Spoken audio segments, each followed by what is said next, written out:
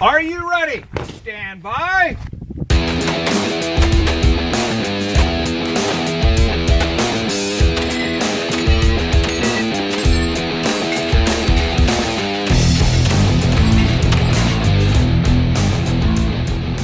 Welcome to the Three Gun Show, brought to you by Armalite Rifles. I'm your host, Dave Hartman. My guest this week is firefighter, gunsmith, and Texan, Daniel Jirasek. If you're new here, the Three Gun Show is a weekly podcast that is all about practical shooting. I shot my first three-gun match in 2011 and completely fell in love with it. Since then, I've shot USPSA, practical shotgun, two-gun, and PCC matches, and I have rimfire and precision matches on the schedule for 2018. I always come back to three-gun as it is a sport that I'm really passionate about. My first love, I guess, in competitive shooting. The Three Gun Show is my way of giving back and introducing new people to the sport. I'm also able to help people along any step of their journey in practical shooting because there are over 170 hours of interviews with top competitors across a multitude of disciplines. Each week we discuss topics such as gear, technique, training, mental game, and we joke around and have a laugh along the way as well, especially when we discuss match travel stories. If you like this type of content, there are special bonus episodes that you can access as a supporter of the Three Gun Show on Patreon. Patreon is a subscription service that allows you to directly support creators on an ongoing basis. You can find details on these bonus podcasts and other benefits to supporters at patreon.com/threegunshow. That's Patreon. Also, be sure to listen after the show for a special offer from Armalite. In this week's podcast, Daniel and I discuss what it takes to go from the top 15 in a match to a match win, sponsorship topics, his passion for getting new people into the sport, and we get into some topics that have been fairly controversial in three-gun groups on Facebook lately, and Daniel doesn't hold back. So enjoy this one with Daniel Jirasek. Daniel, welcome to the Three Gun Show. Thanks for having me. Happy to be here. Oh man, it's great to have you. So this is kind of cool. It's the first time we've chatted in a while because we're now living in different states. But I got to know you pretty well when I lived in Texas. You were always hanging around at Hayes Custom Guns every time I was there, and we've shot together a bit as well. So it's good to have you on the podcast here. It's good to be here, man. We miss you down here in Texas, by the way. I miss Texas. It's a little cold today. Whenever it's cold in Colorado, I question life choices. I'm like, dang it, maybe I should have went back to Texas. It's a little chilly in Texas, at least on a Texan standard. You know, it gets below 45, we start freaking out. So. Yeah. Do you guys have heaters in your homes down there? Oh yeah, yeah. It's standard. Yeah. We don't turn them on much. Yeah, in Colorado. Go ahead. In fact, actually, that's one of our busiest times of year at the fire department is when everybody actually turns their heater on for the first time. It's been so long, the dust is built up, and it smells like their house is on fire. So those first cold couple of days, we run our asses off going everywhere telling everybody it's okay, your house is not on fire. You just turned your heater on for the first time in 9 months. You just clean out their furnace filter and move on. We don't need to do that. It's okay. You're good to go. Stop panicking. Don't call us anymore. You're a big boy. I love it. Yeah, in Colorado, 45 degrees, and we're walking around in like T-shirts. Yeah. Yeah, I can see that. It's a different kind of cold, though, right? Isn't that what everybody says? Yeah, I always thought that was BS. The different kind of cold, the dry versus wet cold, but it's a real thing. Like in Texas, when it's humid and it's cold. It's actually cold. Like here in Colorado, as long as the sun's out, it's dry, so you don't have to worry about freezing your butt off. Yeah, well, that must be nice. Yeah, it's great. well, we're not here to talk about weather. We're here to talk about some three gun. But Daniel, for the folks listening, I want them to get to know you as a person here. So why don't you give us an idea of what you do when you're not shooting? Who are you when you're not on the range? Okay. Well, I think most people know that I work at the fire department down here adjacent to Austin here in Texas. And really my life other than that is working and being a dad. I've got two kiddos, a 10-year-old and 6-year-old, and if I'm not at work, I'm hanging out with them. When I do go to the range, they're usually with me, and spend as much time with them as I can. When I'm not at the fire department, our schedule kind of gives us a lot of free time, and like you mentioned, I do spend a lot of time at the hay shop. It's actually been on an official status for a little over a year, so I actually work there now. I'm doing the majority of the work on all the Hayes M2 shotguns that come and go through there, and the building on the custom rifles. So, very cool. So you were telling me that you've built a lot of rifles for guys in your fire department, right? Mm-hmm. Yeah. Not just the fire department, just friends of friends, people I know. I don't really know how that got started. Actually, when I got into 3-gun was the first time I'd ever owned an AR-15 platform rifle. And I was instantly intrigued by it, the way that they're, infinitely customizable. Mm-hmm. You can do pretty much anything you want with them. And doing a lot of research into that, trying a bunch of different combinations, and really enjoyed getting to know that platform. And in that process, wound up building a couple rifles for friends where we sit down and they order parts themselves, go get themselves a lower, and we put it together, and it kind of became a thing, and people heard about it, and been doing it a lot here lately, a lot for the last couple of years, and I enjoyed doing it. I like working with the platform, the rifle. Yeah, what is it about the AR-15 that draws you to it? What makes you, want to build rifles for other people in your spare time? Well, actually, the want to build rifles for other people is more the experience of seeing them, their reaction to it.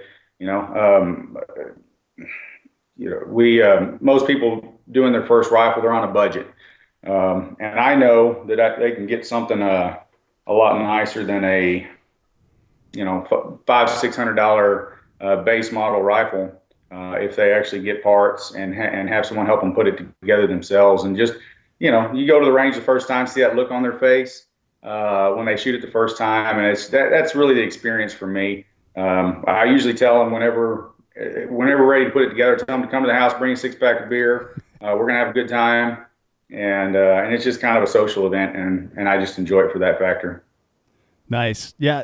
The thing, I built my first AR-15 myself, and I found that when I have like a rifle that came out of the box, it's like a little bit for me, it's a little bit like there's no sort of attachment to this, but when you select every little piece and you put it all together yourself, and you have like the the swear words and the joys that come with all that stuff, yeah. Then there's something pretty cool about that. It makes it kind of special, Right, it's yours. You got to you invested in it more than just some swiping your card at the store. It's you customized it, you made it yours, and it's funny that people buy and sell guns all the time. One thing I notice is going back 4 years, I talked to these guys. They've always got that rifle, that first custom rifle that they pieced together and picked all the parts and put it together. Hey, you want to sell that thing anytime? Hell no, I'm never letting this thing go. I'm going to keep this forever. I'm going to give it to my boy one of these days, when he's grown up, that kind of stuff. You're right. You do get an attachment to it. Yeah. And then going out and competing with it is something gratifying as well. It's like, yes. I built that. Yeah. I agree. So how did so I know you're a hunter, and it sounds like shooting has been a part of your life for a while. How did you get into competitive shooting? The 3-gun came about from me needing to fill a competitive need in my life. I've always been involved in some kind of competition. It was usually sports related, more physical in nature, and everything from football, baseball, rugby, adult softball, just always doing something. And I had been competing in what's called the Firefighter Combat Challenge. You may have heard of that. I haven't. People have heard of it. It's what is that? It's basically a timed obstacle course that involves 7 or 8 different events. that are simulating stuff that we do on the fire ground. So you're fully bunked out with your air pack on, breathing air, and carrying bundles, running upstairs, hoisting hose bundles up 4 flights of stairs, and using a forcible entry device with a sledgehammer, dragging charged hose lines. You're doing all this at full speed as fast as you can. And it's physically the most challenging thing I've ever done. And I really loved that. However, about 2.5 years in, ain't no spring chicken anymore. And I was coming down the stairs with all that weight on me, and turned to make the next stairwell and felt something pop in my knee. And that led to surgery and 3 months of light duty, and that was miserable. Sitting at a desk is not my forte. That's why I became a firefighter, right? It's 'cause I didn't want to sit at a desk all day. And so after doing that, I said, no more. I'm not doing this to myself again. The knee was never going to be 100% again. So I was looking for something that I could do that was maybe a little physical, but not like that, not on that level. I could still kind of protect myself. And I hadn't found it, but Mark Selby, I'm not sure if you got to meet him when you were out here in Texas. He's a captain at the fire department. He's been shooting different disciplines of shooting sports for years. He holds some nice titles in silhouette shooting and such. And he'd been shooting 3-gun, and we got to talking at the fire station one day. He basically drugged me into it. I was like, oh, that sounds exciting. It sounds fun, but I don't know if I could do that. It sounds like a lot of money to start up. I don't know anything about the gear and the equipment and all. Maybe one of these days I'll come out. You probably heard that before. Oh, about 100 times. I'm still waiting on a guy from 2011 to come out. That's right. So that's the roadblock. That is, people always talk about how are we going to grow our sport? We need our sport to get bigger. We need, we want more people in, and they have these endless irritating debates on Facebook, not naming any names, about, we need to change this rule set. We need to add this division. We need to do this. We need to, all these different things to grow the sport. The sport is grown by the people in it.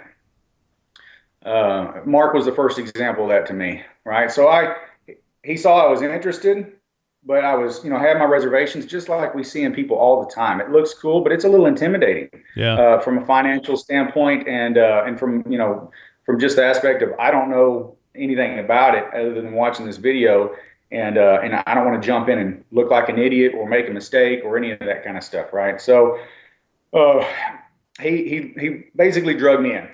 He actually tricked me, and Mark, I owe you for this. Yes. He told me, he's like, well, come out and shoot, and you can borrow my guns. And I said, I don't want to do that. I still don't know that much about it. He said, all right, well, don't worry about it. Just come out and watch, right? You watch the match with us. And he goes, oh, hey, by the way, man, bring that XD 40 cal that you've been telling me about, and some ammo in your holster and stuff. After the match, we'll shoot, right? Nice. Yeah. Well, I show up, and he calls me over to the trunk of his car, pops it open. He goes, all right, that's the shotgun you're going to shoot. You're going to shoot the same rifle as me. Here's some stuff for your belt. Put that on and get ready, dude. Registration's about to happen. And, after I cleaned my pants out, I shot the match. And he literally kind of pressured me into it. But he provided all the stuff, and he just kind of pushed me into it. And I shot that first match and, timed out a couple stages, swore a lot.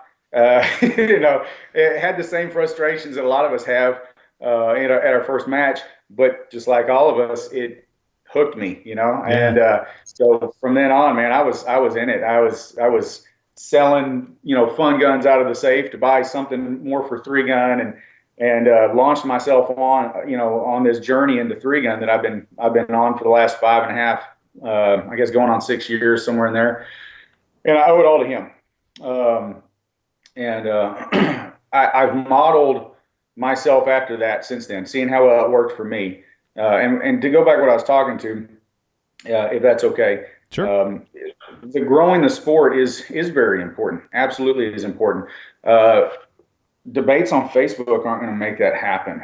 And there's a time and a place for communication and throwing ideas around. I think that's very important. But what's going to make that happen is, and I know this for a fact because I've seen it firsthand, is people getting off their butts and taking people with them. Mm-hmm. Taking somebody to a match. If you have some extra stuff laying around, which we all do, set it up a little bit. Get yourself a little loaner set. I've got 2 belts in the garage with extra gear, some extra holsters. I've got, the other thing is companies that support this sport are willing to help with this kind of stuff.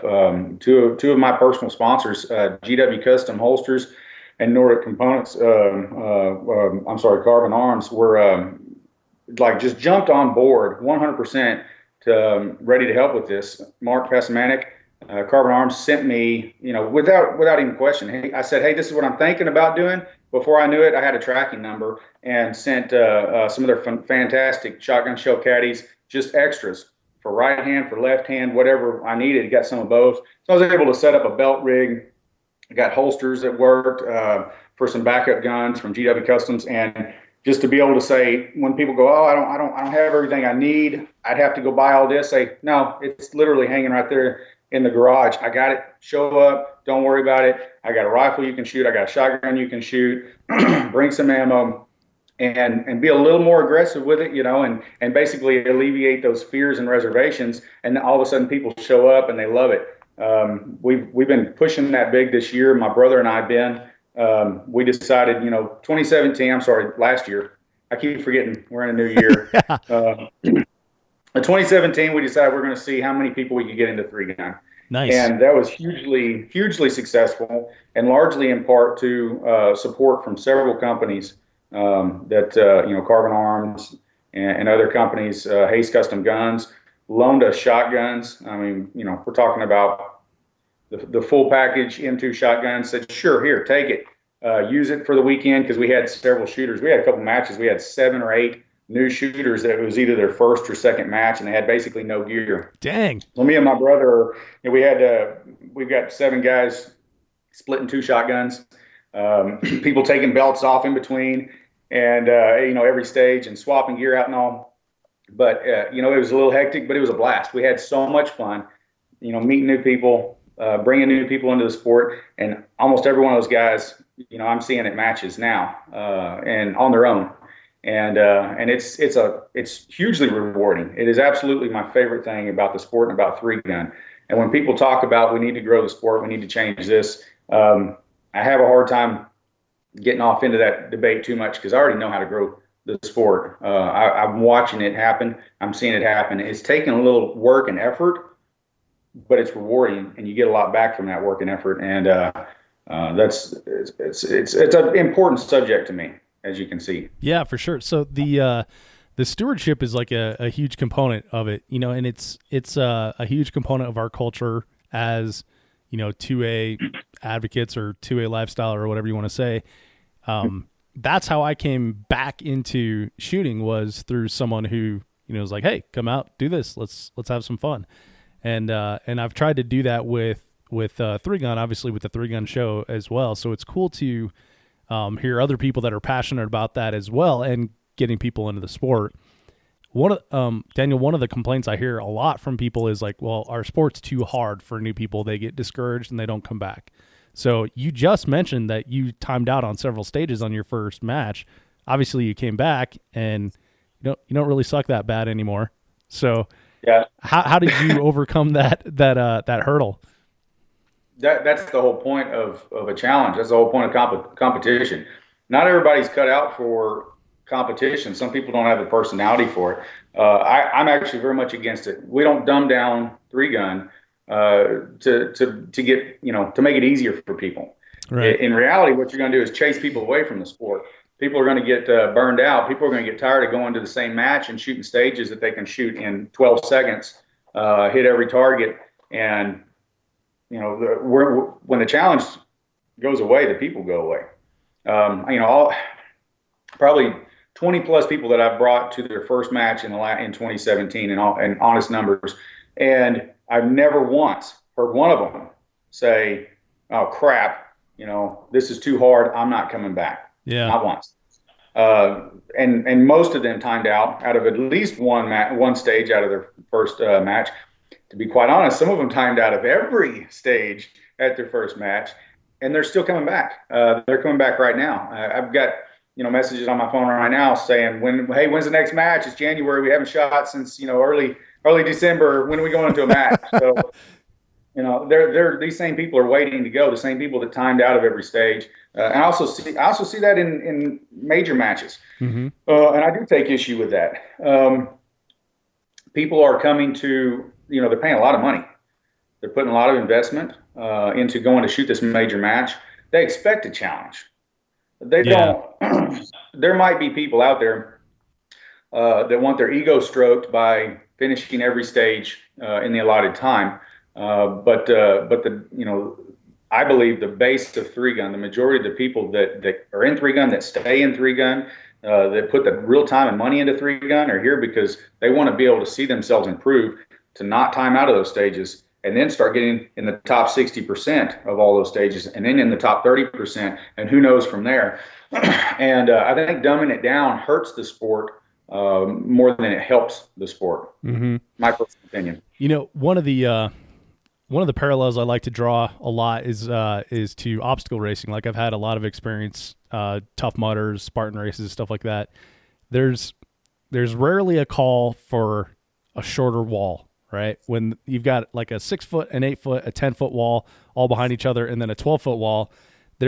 I don't hear a lot of chatter afterwards of like, they should make that 12-foot wall 4-foot wall, and this would be much easier, Right. because then it becomes like a play in the park kind of thing.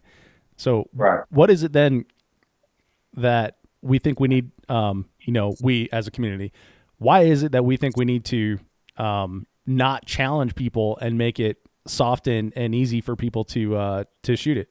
Like, I love having new people there, but I want them to shoot it because they love it, not because I made it so easy for them they get an easy win, right? Well, that's a really good question. I would say we need I think the solution to that is the mentorship. We go to a match, you get a first timer at a match. If they have somebody with them that's helping them, mentoring them, they're less likely to time out of those stages. At the same time, they have someone there to tell them, hey, you know what? It's okay. I timed out of stages. Hey, you know what? We've all talked to these folks. You zeroed your rifle at 100 yards. Good job. That's a good start. You haven't shot it past 100 yards. Okay, that's fine. We'll work with that. Do not expect to hit every one of those targets out to 500 yards. It's not going to happen.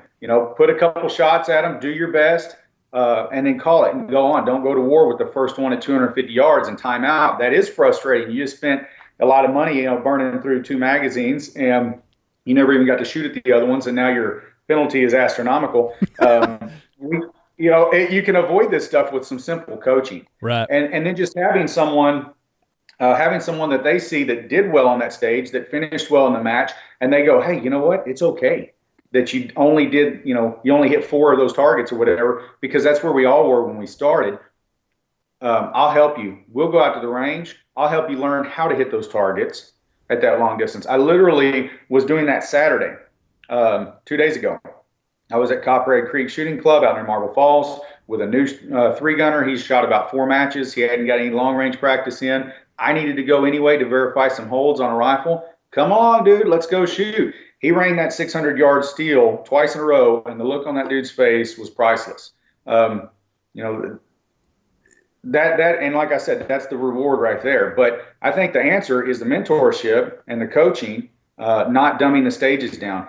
If everybody's going to be thrown to the wolves themselves, they might time out of more stages, and they may have a harder time with it. So let's help them out. Let's get people out there. And I actually know that there is at least one match organization. I'm drawing a blank on it right now, where they actually pair up newer shooters with older, more experienced shooters. And I think there was you come out and walk stages with them, maybe even do a little practice with them, and then they pair them up with them in the stages. You know what I'm talking about? No, I mean, it sounds like a great idea, but I'm not familiar with that concept specifically? I know I heard the idea thrown around. It may have actually just been an idea. I don't know if anybody's put it into practice yet. Mm-hmm. But to me, that's a fantastic idea. That's honestly what we're already doing. Everybody on the Texas firefighter team does that. I do it. My brother does it. Mark Selby does it. It's just kind of a natural thing for us. And we're seeing the rewards. We're seeing the result of that. And you know what, people, can we take a little detour real quick? Always, man. That's what we do best here. All right. I hope you got a lot of room on there to save, because it's going to take a while. I should have cleared the memory card out. Okay. That's right. So people are always having this discussion about how does a sponsored shooter become valuable to their sponsor? Mm-hmm. How do you actually repay a sponsor for it? And then the question for sponsors, for companies that are debating sponsoring shooters, is this valuable to me? Do I get a return on this? You've had people on your show that have had this discussion for hours at a time. Yeah. And this discussion comes up a lot, and a lot of times there's a lot of negativity with that, which there shouldn't be. It's kind of irritating, but when you're mentoring new shooters into the sport, and you already have figured out, if you're going to mentor somebody in the sport, first of all, you should already be in a place where you figured out what works, what's good gear, what isn't good gear, what's a good training system, what's good ammo, all this kind of stuff. And there's no one answer to that question. There's a lot of good answers to all of those questions out there, and we've got good products that work. Mm-hmm. I'm not going to blow smoke up anybody's ass and say this one thing is the best. Yeah. No, I'll say this one thing works great, good price. This is a good item. Well, the compensator thing is the easiest example in the world. We always get, what's the best compensator? Oh my God. Yeah. Yeah, that's when I get the rope out and start tying the knot to hang myself. Which, by the way, Matt Kupica had a side note on our side note. Matt Kupica had a video on compensators, and he very succinctly explained why no one compensator is the best. And it's about a 5-minute video. I'll put a link to it in the show notes if people are interested. I would highly recommend taking a look at it. Matt's a super smart guy, and he explained it really well. Yeah, that's awesome. Matt is a smart guy. He's an awesome guy to talk to. Good competitor. Definitely. But you're right, and we get off on these tangents on that. But so back to what I was saying. If you're going to mentor somebody, you need to have a decent grasp on this in the first place. As you're walking them into this, they're gonna need this gear. They need to know where they can get a holster. They're gonna want to customize their rifle. They need some shotgun shell caddies.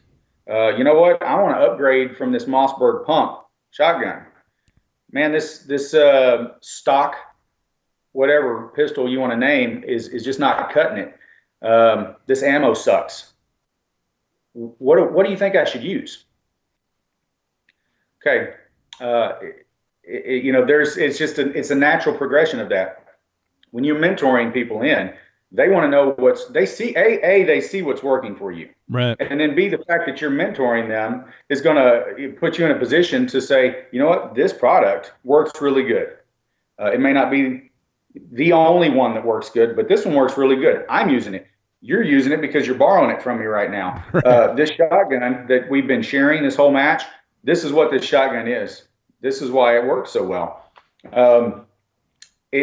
You want to give a return to your sponsors. That's it right there.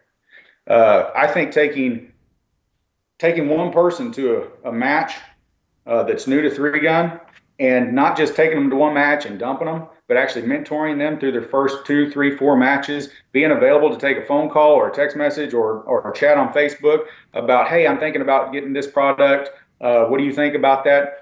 Being available like that and mentoring somebody like that is more valuable than posting 2,000 of your monthly match stage videos on Facebook. Thanks to my sponsors. People. And that's not a bad, I'm not saying that that's something that's not a bad thing. There is a place for that. There absolutely is. There is something to this whole social media thing. The Insta Google tweet face. I'm trying to figure that out myself.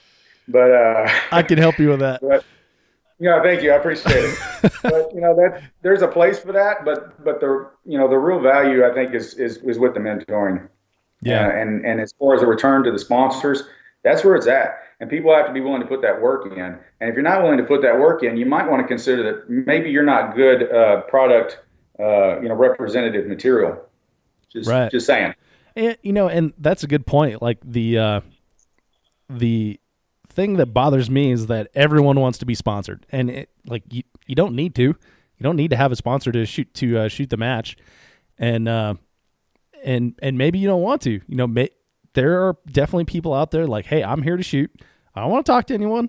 I don't want to make friends. I'm here to shoot, and I don't want to give your recommendations or whatever. Then that's cool. Don't seek out sponsorships and stuff like that, because that is something that comes along with it. Yeah, you're right. That's a good point. Everybody jumps in, and when they first get going, and a lot of it I think is the fitting in, and with the cool club, everybody's out there in their jerseys, right? And you're wearing your Star Wars T-shirt, which I love, by the way, but you're not quite you're not quite the fit in kind of not fitting in with the crowd, and I think they fall into that, and also they see these jerseys and they see these guys doing good, and I think they equate it to sponsors equal. It means I'm gonna do better. I'm gonna be able to shoot better. Yeah. I'm gonna get so much stuff from all these sponsors. Problem is, those sponsors that you get when you're fairly new into 3-gun are more trouble than they're worth. Mm-hmm. I'm gonna call a spade on that. A lot of times these beginner sponsorships, you spend more time and effort on them than you ever going to get back from them. And that's just a fact. That's I made the same mistake 5 years ago and figured out real quick that there are very few sponsorships in 3-gun that are actually worth the effort, to be quite frank. And I realized took a U-turn on that, did a 180, and realized that I wanted to narrow that down. I didn't want just a sponsorship. If I was going to be a brand representative for somebody, A, I wanted it to be something I was already using or knew I could use or knew it was going to be as good or better than what I was using. And B, I wanted it to actually be worth my time, because I'm going to put a lot of time and effort into it. It's another attitude. A lot of guys think that they can pick up a sponsorship. I get a cool shirt. I got a logo on it. I'm going to post these videos on Facebook, and I'm good to go. Mm-hmm. Give me that free stuff. And that's really kind of a one-sided attitude towards, being a brand representative. It's not a gimme. It's not a gimme something for free thing. Right. It's a job. Yeah, it's a job. You may not have hours that you check in and check out, and you may not have a set pay, but it's a job. And for whatever they provide for you, you're expected, you're supposed to give a return on that in effort spent towards representing that brand. That's the whole point. Mm-hmm. And a lot of people don't have the will or desire, or maybe just the understanding to do that. And they want that name, they want that jersey and that sponsorship, and give me some of that free stuff. And I'll stick some stuff on Facebook that I was probably already going to do anyway, so that my buddies see it. Well, that's you were talking about those sponsors that you get when you first start in 3-gun. The two things: one, we don't have that culture here in Colorado. There's more dudes in t-shirts at the matches than there are in jerseys. And I remember when I first started shooting, there was I want to say 4 dudes with jerseys out of the 70 some people at a match. And so when I started traveling for matches, I show up in a t-shirt and I look around, I'm like, oh, wow. I feel like an idiot now. So there definitely is a part of that where, everyone came in a black tie and you're, wearing a t-shirt and bolos, so that's a good analogy. Yeah. I like that. I honestly think that's part of it. And then the second thing is I think there is a naivete on the part of both the newer shooter and the sponsor, because a lot of people are like, well, this is our guy that shoots 3-gun, and then they go back to whatever their business is that they're doing, whether it's loading ammo or whatever, and they don't understand how 3-gun works and how to leverage their sponsored shooter. So I think they just think, okay, we got a 3-gunner. Awesome. we got that box checked, and now we don't have to do anything. So I think you're absolutely right, and it ends up being in my view from a lot of observation the last couple of years, a failure on both parts to educate on expectations and capabilities, right? You know what, Dave? We might instigate a little butt hurt in the community over this conversation. Yeah, well, we've done that before in the 3-Gun Show, and anybody knows me knows I have no problem with saying what I think, even if that's going to ruffle some feathers. Right. So we're all good. But I think that the sponsorship process needs to be more organic. It needs to happen more on its own. Mm-hmm. I know from talking to myself and the team together, we have 5 sponsors. That feels like too much sometimes. Mm-hmm. I feel like I'm not doing enough. Am I doing enough for this one? And am I doing enough for this one? And that's 5. I see a lot of guys out there with 20 on the jersey. Right. And I realize that sticker on that jersey is the only thing that's happening there. Yeah. And that's not a mutually beneficial relationship at all. And the sponsorship, I want to tell people when they do that, stop wasting your time and your effort chasing after these things. And I know that people will literally blanket email every company that they can get, a contact to, with, like a resume, so to speak, mm-hmm. and try and pick up sponsorships like that. And I don't think that's the way it should happen. It's my 2 cents. Yeah. But, I tell them, go out there and go practice. Take that time and energy that you're putting into chasing a sponsorship and emailing all these people. Go work an extra shift at work or go mow somebody's yard, buy some ammo with the money, and go practice. And allow yourself to develop the skill set. Go shoot some matches. You meet people in the industry at matches. That's where you meet them. Yeah. Not on email, by the way. And we don't have a single sponsor for the team or myself that came from phone calls and emails. Right. These were all met at matches. These relationships were developed at matches, getting to know the people and talking to them firsthand. And that's how it happens. And these are valuable sponsorships to us. These mean a lot to us. Products we believe in, products we use. Most of them we were using long before we ever considered a relationship with that company. So, and I think that's a better way for things to work. You made a really good point at the start of that, Daniel. Picking up an extra shift at work. If you're in a town that has like a Cabela's, a Sportsman's Warehouse, whatever still exists, as far as a Bass Pro Shop, I guess. Yeah. If you went there and you got like a part-time job with like 20 hours a week, that's the 20 hours a week that you're spending throwing discount codes on Facebook that you could be actually helping someone, buy like a pack or clothing at one of those outfitters and then use that money for practice ammo, like you just mentioned. Yeah. Like that seems like a way better proposition than trying to get a free piece of gear and spending the next year pointing people in that direction. And I think a lot of guys think that they're chasing these sponsorships. They're thinking that that's going to provide that extra money, that extra ability to go do that extra practice and get better. And that's not going to happen. This is not NASCAR. No. There are a couple guys, there are a couple families, a couple people out there that are actually doing well with their sponsorships, and I mean a couple. Yep. Very minimal. And I've done pretty decent here in the last couple of years. I'm pretty happy with that. And people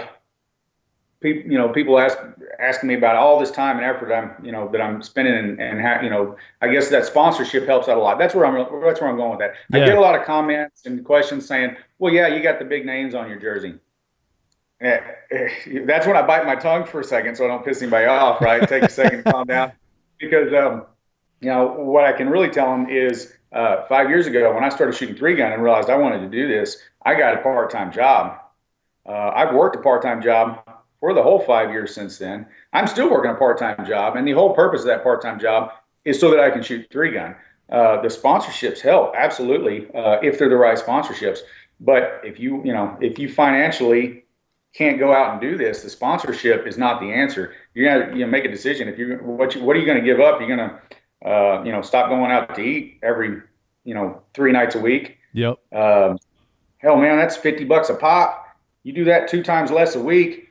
Yeah, that's a lot of practice ammo and match fees for the weekend. So it's life choices. A lot of people. In fact, there was a Facebook deal not long ago where somebody basically got crucified over their comment that about sponsorships and sponsor shooters and the standards and all this kind of stuff. And the misunderstanding came from the first place is thinking that the sponsorships allow people to, are allowing sponsor shooters to do so much more shooting and have so much more opportunity. And these people that are doing good is because they've made sacrifices in their life. And they are working their ass off, first off.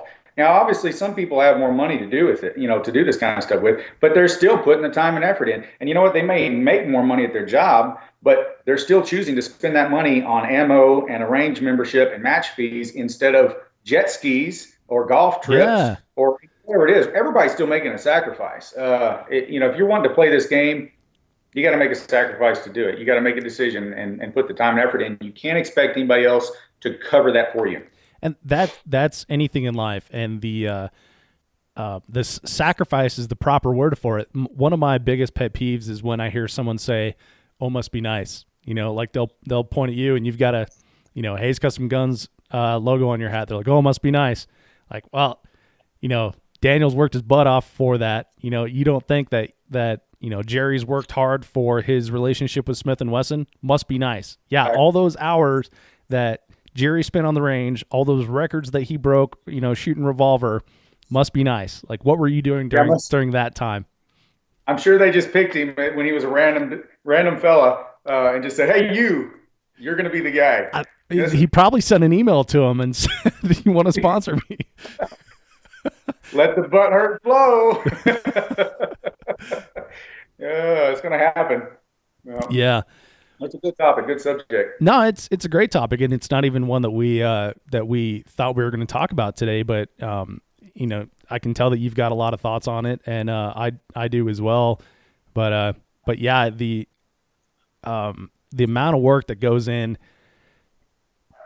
things that you don't see behind the scenes is absolutely incredible. And one of those things that people don't see behind the scenes is like all the practice time, the rounds downrange, the effort, the nutrition, the working out, and maintaining that. Yeah, there we go. Maintaining that lifestyle for a number of years. So now you can sit at the top of the heap. So you can shoot in top 20.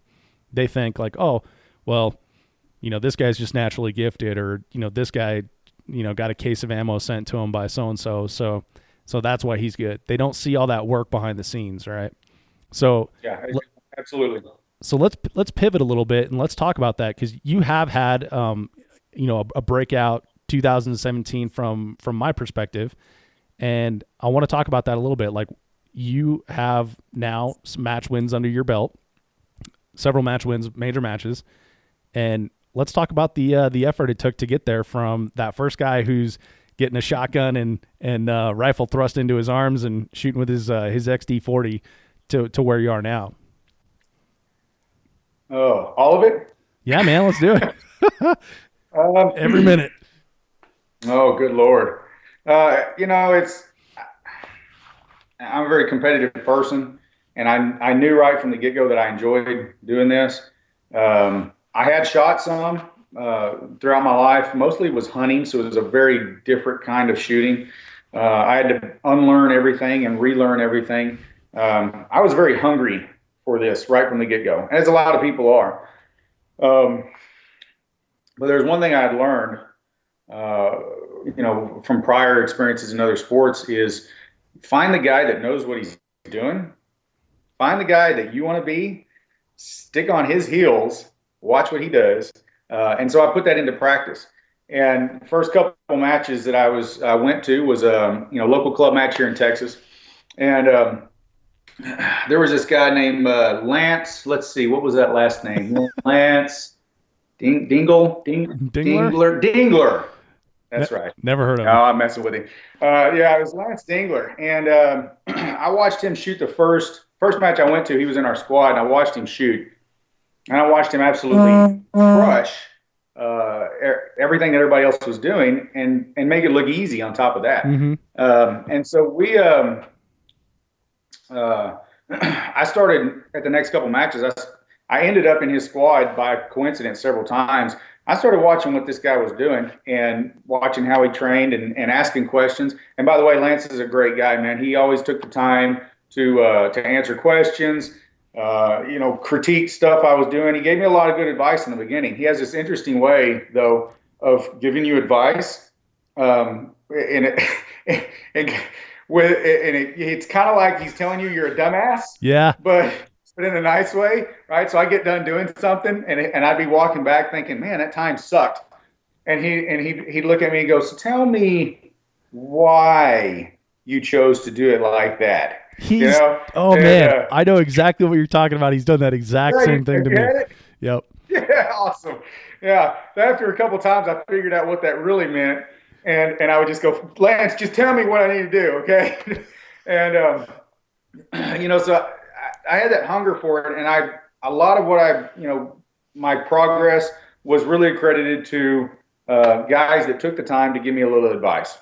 I also, when I was coming up and first started shooting, Nick Atkinson was going to the same local matches that I was going to. And I watched him. And asked questions and kind of followed that. But I realized pretty quick that if I wanted to do better with this, I needed to get some serious training in, and I needed to get something better than the shotgun that I was shooting that jammed every other round. And I won't name the manufacturer, but I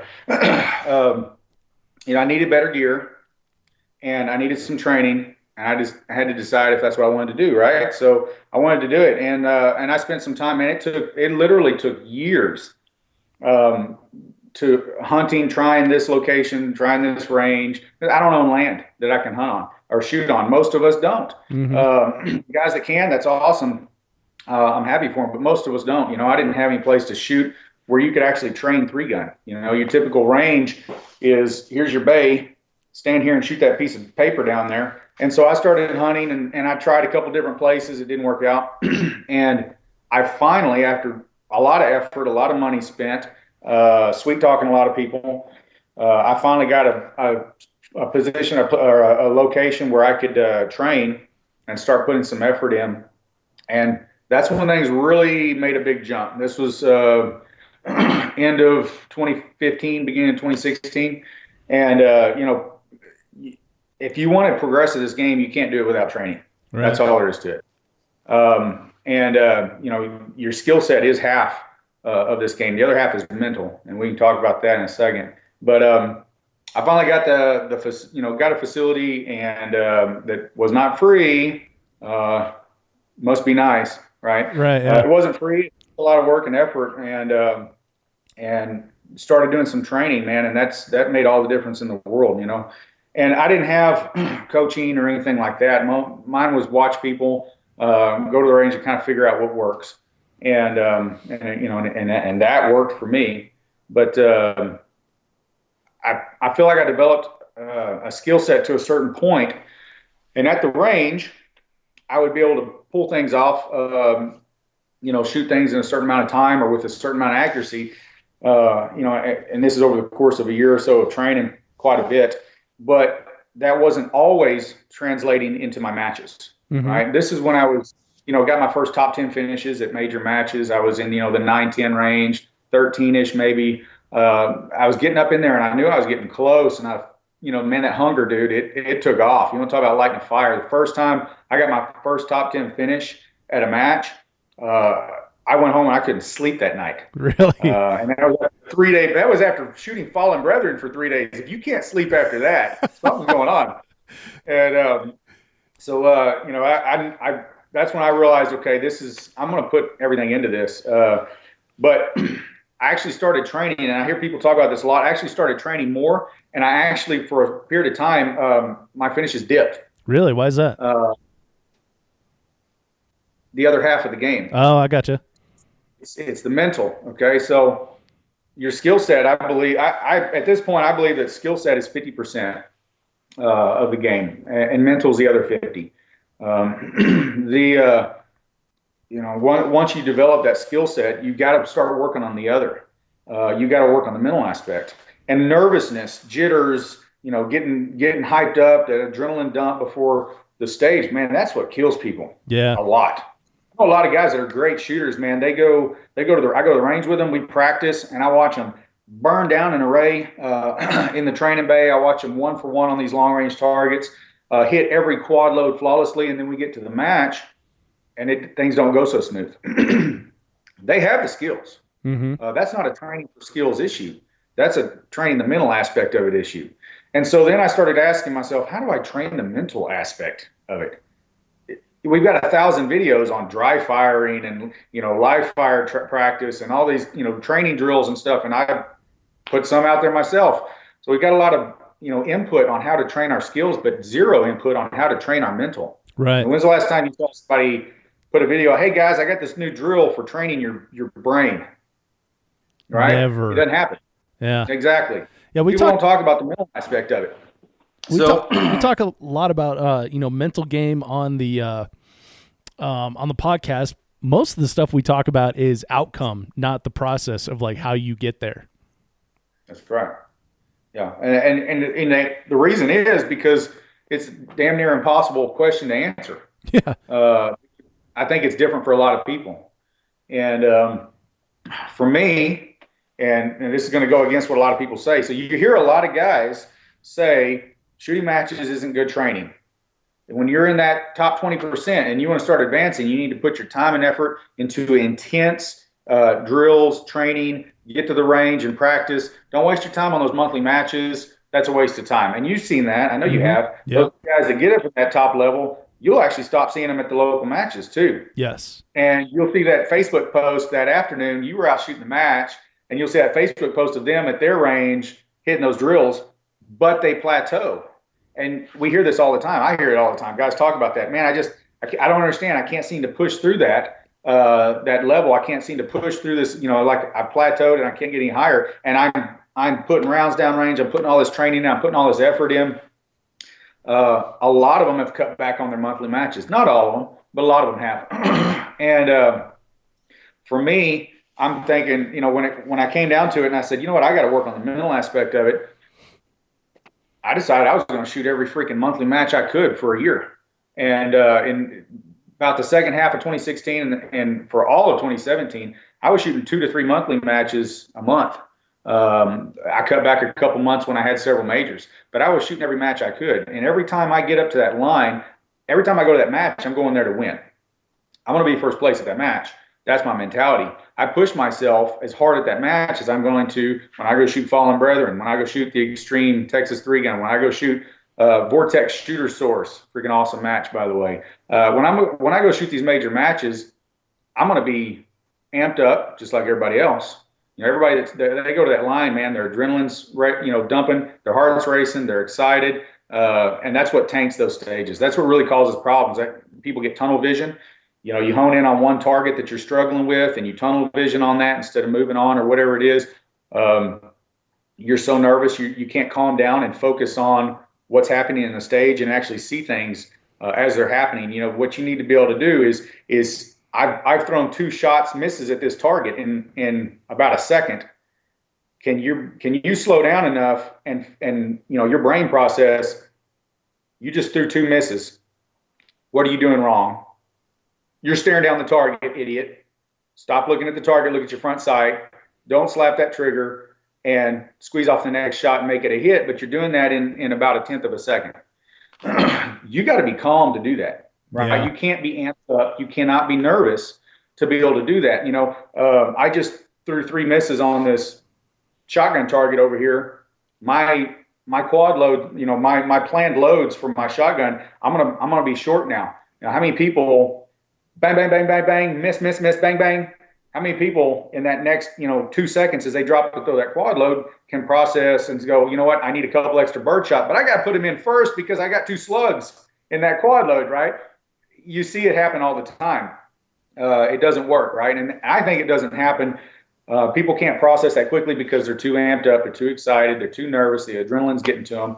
And so I started, my idea was I'm going to go to every monthly match I can. I'm going to put the pressure on myself to be first at every one of these matches. And you know what? A lot of times, you go to, a lot of times you may not have the competition breathing down your neck, and it's hard to really simulate that the experience of being at a big match. But I did the best that I could, and I started hitting these local matches.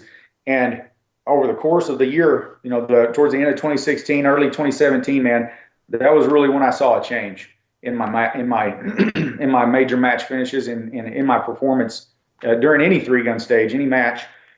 Was the nervousness started to go away.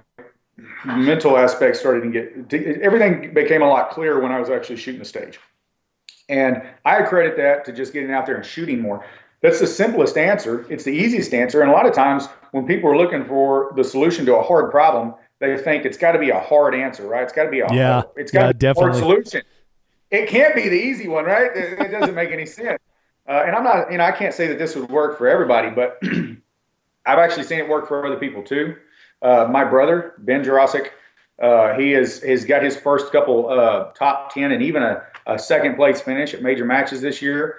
He's taken a big jump in it. Well, he was shooting every one of those monthlies with me, and he was pushing himself at every one of those monthlies just as hard as I was. And I think that, I think that made a difference. So I think the attitude of shooting monthly matches is a waste of time once you get to a certain level, I think is actually wrong, because that's practicing the mental aspect of it. Right.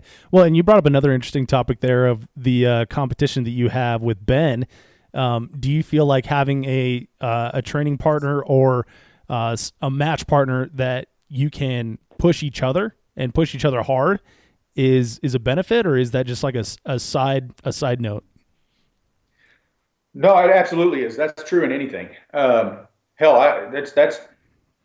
true if you're in high school, doing a research paper. You pair up with somebody, you get somebody that you're going to work with and challenge each other. And, through sports, people tend to pair off even in individual sports, and you get somebody close to your skill level and you practice together, you train together and that kind of stuff. So I think that's very true. Ben, I love you, Ben.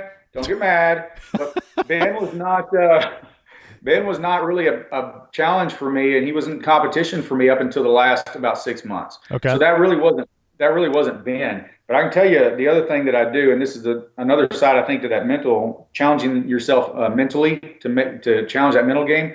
When I would go to matches, monthlies or major matches, I always want to try and get in that squad with whoever at that match I think is going to beat me or has a chance to beat me. I want to shoot with the best guy there. Right. I don't really care what squad it is, but I want to shoot with him because I push myself. Now, what happens when you're in that squad? You get nervous. I know a lot of people listen to this are going to know exactly what I'm talking about. You get nervous when you're shooting with that person. You watch him burn down that stage in 36 seconds, and you think, holy shit, that was fast. Can I do that? Okay. A lot of people, and my brother said this, a lot of the guys I shoot with say this, oh man, do we have to shoot with so-and-so? And I'll call Nick out again. This was actually Nick for months and months, a couple of years ago. Do we have to shoot with Nick? He makes me feel like a loser, and my answer to him was, yes, we're going to shoot with whoever that person is, everybody find your Nick, whoever your Nick is. Right. And, you shoot with that person, it does make you nervous. It does challenge you. You can't just relax and be quite as relaxed and have as much fun and goof off at the match, because now all of a sudden you're chasing somebody. This person's better than you or right there on par with you, and you want to beat him at this match.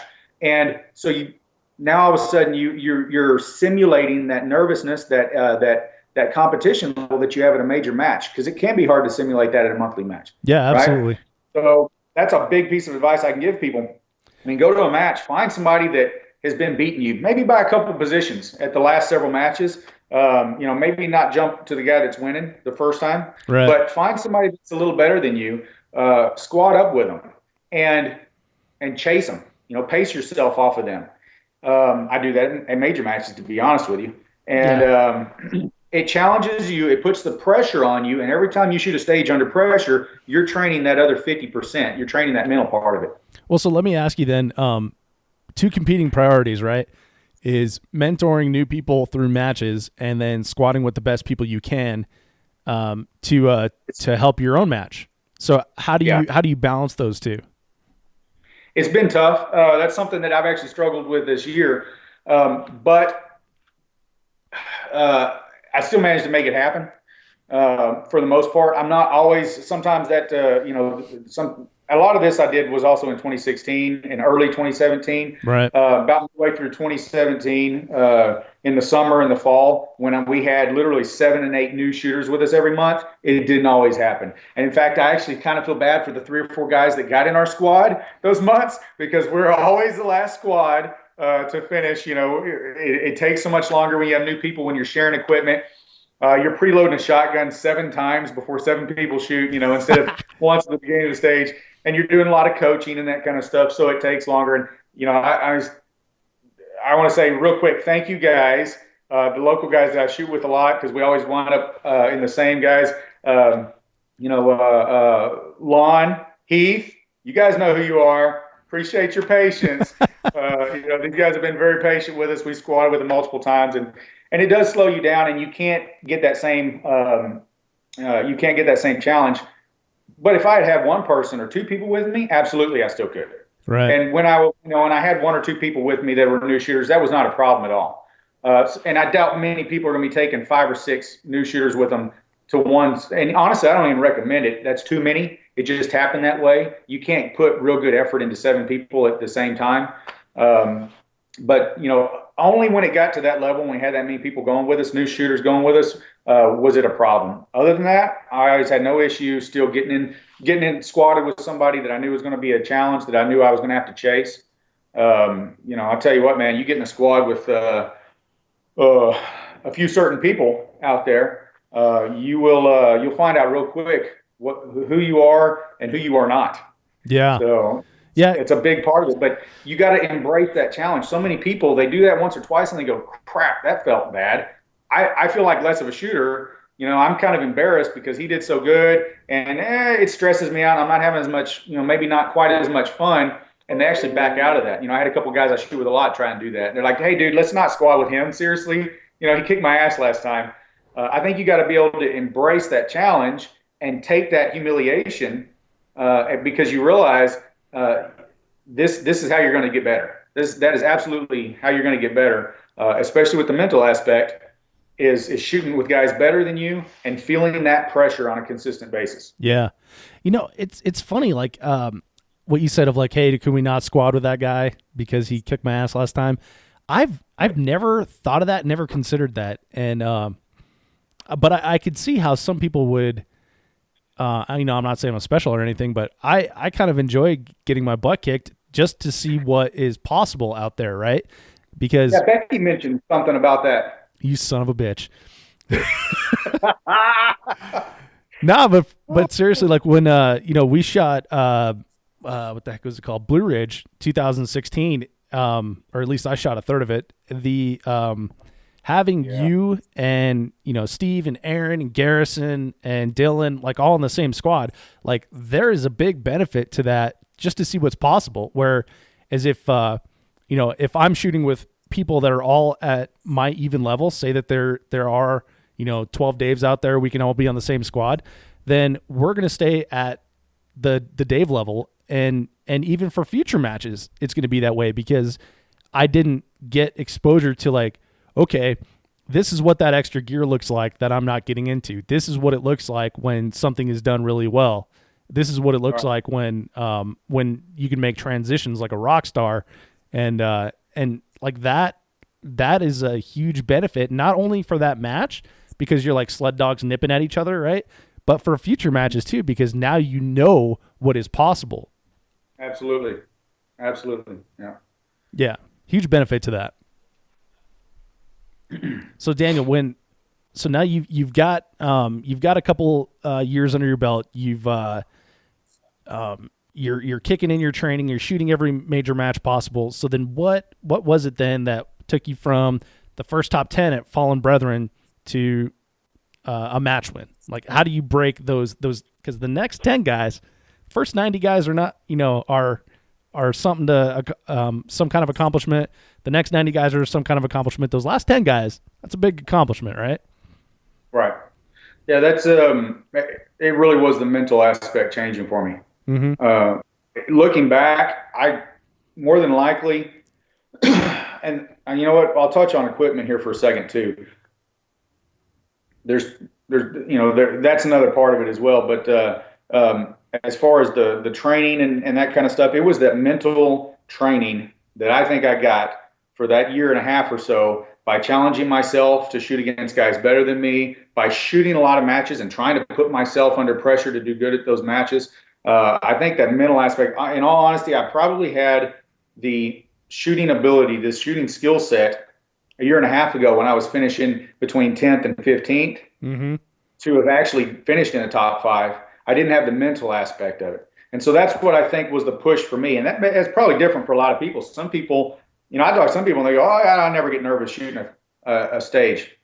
I'm jealous. Yeah. Good for that's you. Awesome. And for them, it may be a training, an actual, physical training skill set push. For a lot of people, it's a physical conditioning push that they need to make. And, I talk to that. That's one thing guys don't want to hear.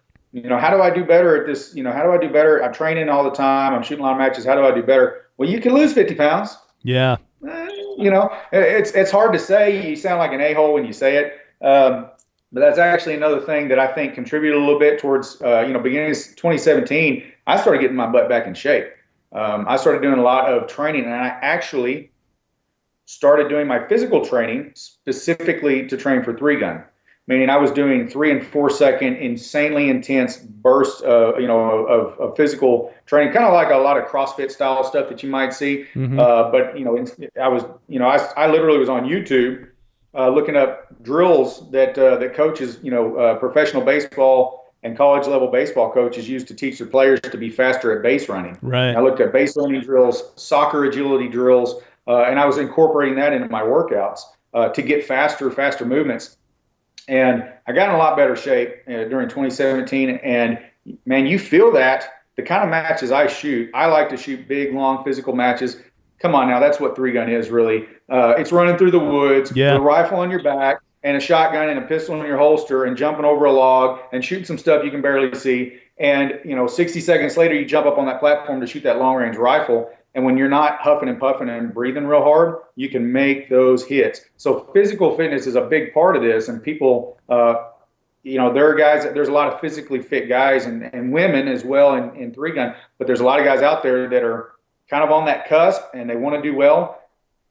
And you just, if they ask me, I'm going to have to, I'm going to tell them, look, you need to get in better shape. You need to work on the cardio. Yeah, it's a real fact of life. Since I started doing the 3-gun show and traveling full time, I put on I think 25 pounds or something like that. And I can tell, not even just on a stage, but at the end of a weekend of shooting, like my 9th stage is not nearly as easy to accomplish as my first stage. Because I can, the stages are only like 180 seconds long, right? You can do anything for 180 seconds.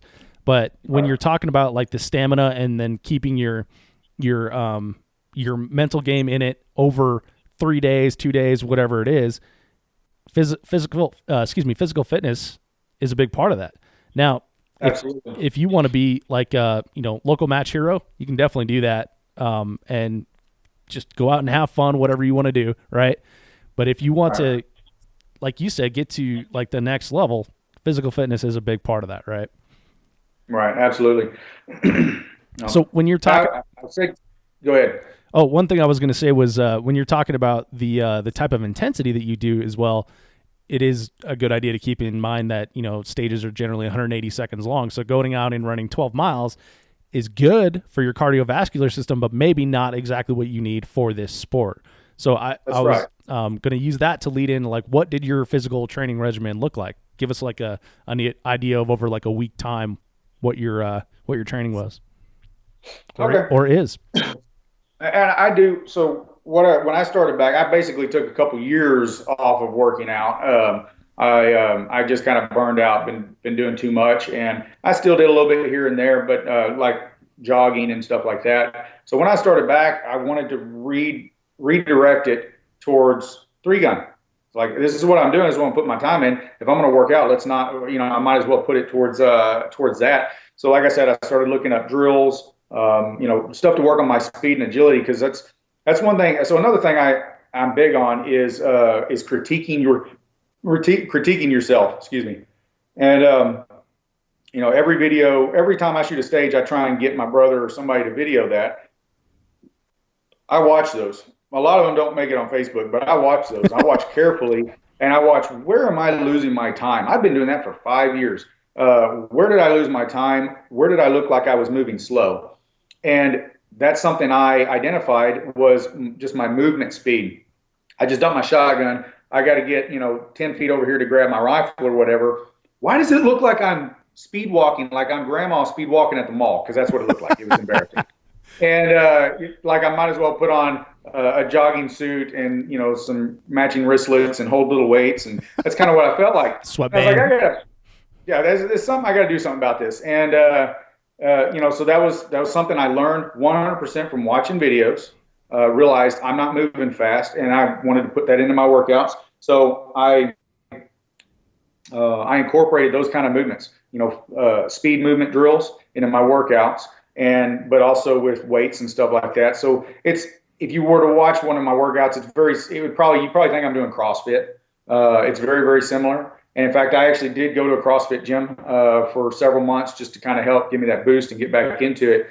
But 2 to 3 minutes is a long time to do extremely physical work. Thrusters and pull-ups and all kinds of stuff like that. If you're going hard and heavy, 2 or 3 minutes is tough. You watch boxers, man, when they're training for 3-minute rounds or whatever they have, they're going to practice a lot of times at 4 and 5 minutes. They're going to push it a little further than that and try and get themselves used to doing that high intensity for that amount of time. So I looked at their average stage, and I shoot great 3-gun matches. I'm very picky about the major matches I shoot. They're big, long, physical stages. These are not 30-second bay stages. I kind of feel like I get cheated when I spend $300 and go shoot a major and a stage gets shot in the bay in 30 seconds. There's Daniel's bitch for the session. And so I shoot these big physical stages, matches. The stages a lot of times run from 90, maybe 120 seconds, maybe their Blue Ridge 160 seconds.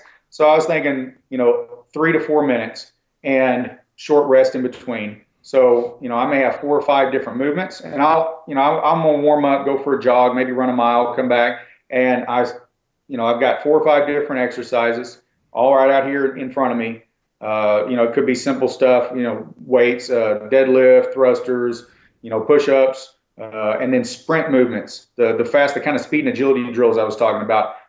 Doing this, 12 times back and forth between here or whatever. Looks like the kind of stuff that kids do during warm-up before football games in high school. Right. In reality, it's a lot of that kind of stuff too. And so I'm going to do this for 3 minutes, set my timer. After 3 minutes, get a 60-second break and then hit it again. 60-second break, hit it again. 60-second break, hit it again. Do that for 5-6 times. Go run another mile. I'm done. And it's actually some of the shortest workouts I've ever done. I was big into lifting weights and bodybuilding, that kind of stuff for years and years after high school. And I was used to 2-hour workouts. I'm doing this stuff in 25 minutes and I'm done. It's phenomenal. I'm actually in fantastic shape as far as, my cardio and all, probably the best I've ever been in, personally. And it's made a big difference for 3-gun. And then of course the other benefits of working out, just, if you want to lose weight, get back in a size of pants you haven't worn in a few years or whatever, that kind of stuff, it kicks in too. That kind of training is very intense. Yeah. It's hard to do, but it works. So there's your answer. That's kind of what my workouts look like. Plus, you're a firefighter, so probably helps in that arena as well. It does. You're a husband, so now you look sexy, right? Which is another side benefit. No comment. Well, we can ask your wife. Okay. So physical fitness part of it, mental game, and so what is your firearms training look like now? Does dry fire play a big part of it? Do you do any dry fire? I do a little dry fire. Okay. I think dry fire is, I think that, a beginner versus intermediate versus advanced level three gunner, the kind of training that you do needs to be different. Okay. I did a lot more dry fire a year and a half ago. I don't do a whole lot now, to be honest with you. And most of the dry fire I do now is actually with rifle. I follow I learned something from Patrick Kelly. Mm-hmm. I'm throwing that name out there. I was having issues with offhand rifle shooting, and I realized I got to do something about this. So I started watching some videos, hunting for some different techniques and stuff. And he's got a great video out there on what he calls approach shooting. You familiar with that? You know what I'm talking about? Yeah, I've seen this video. Sweet. Yeah. So I watched that. I decided to take.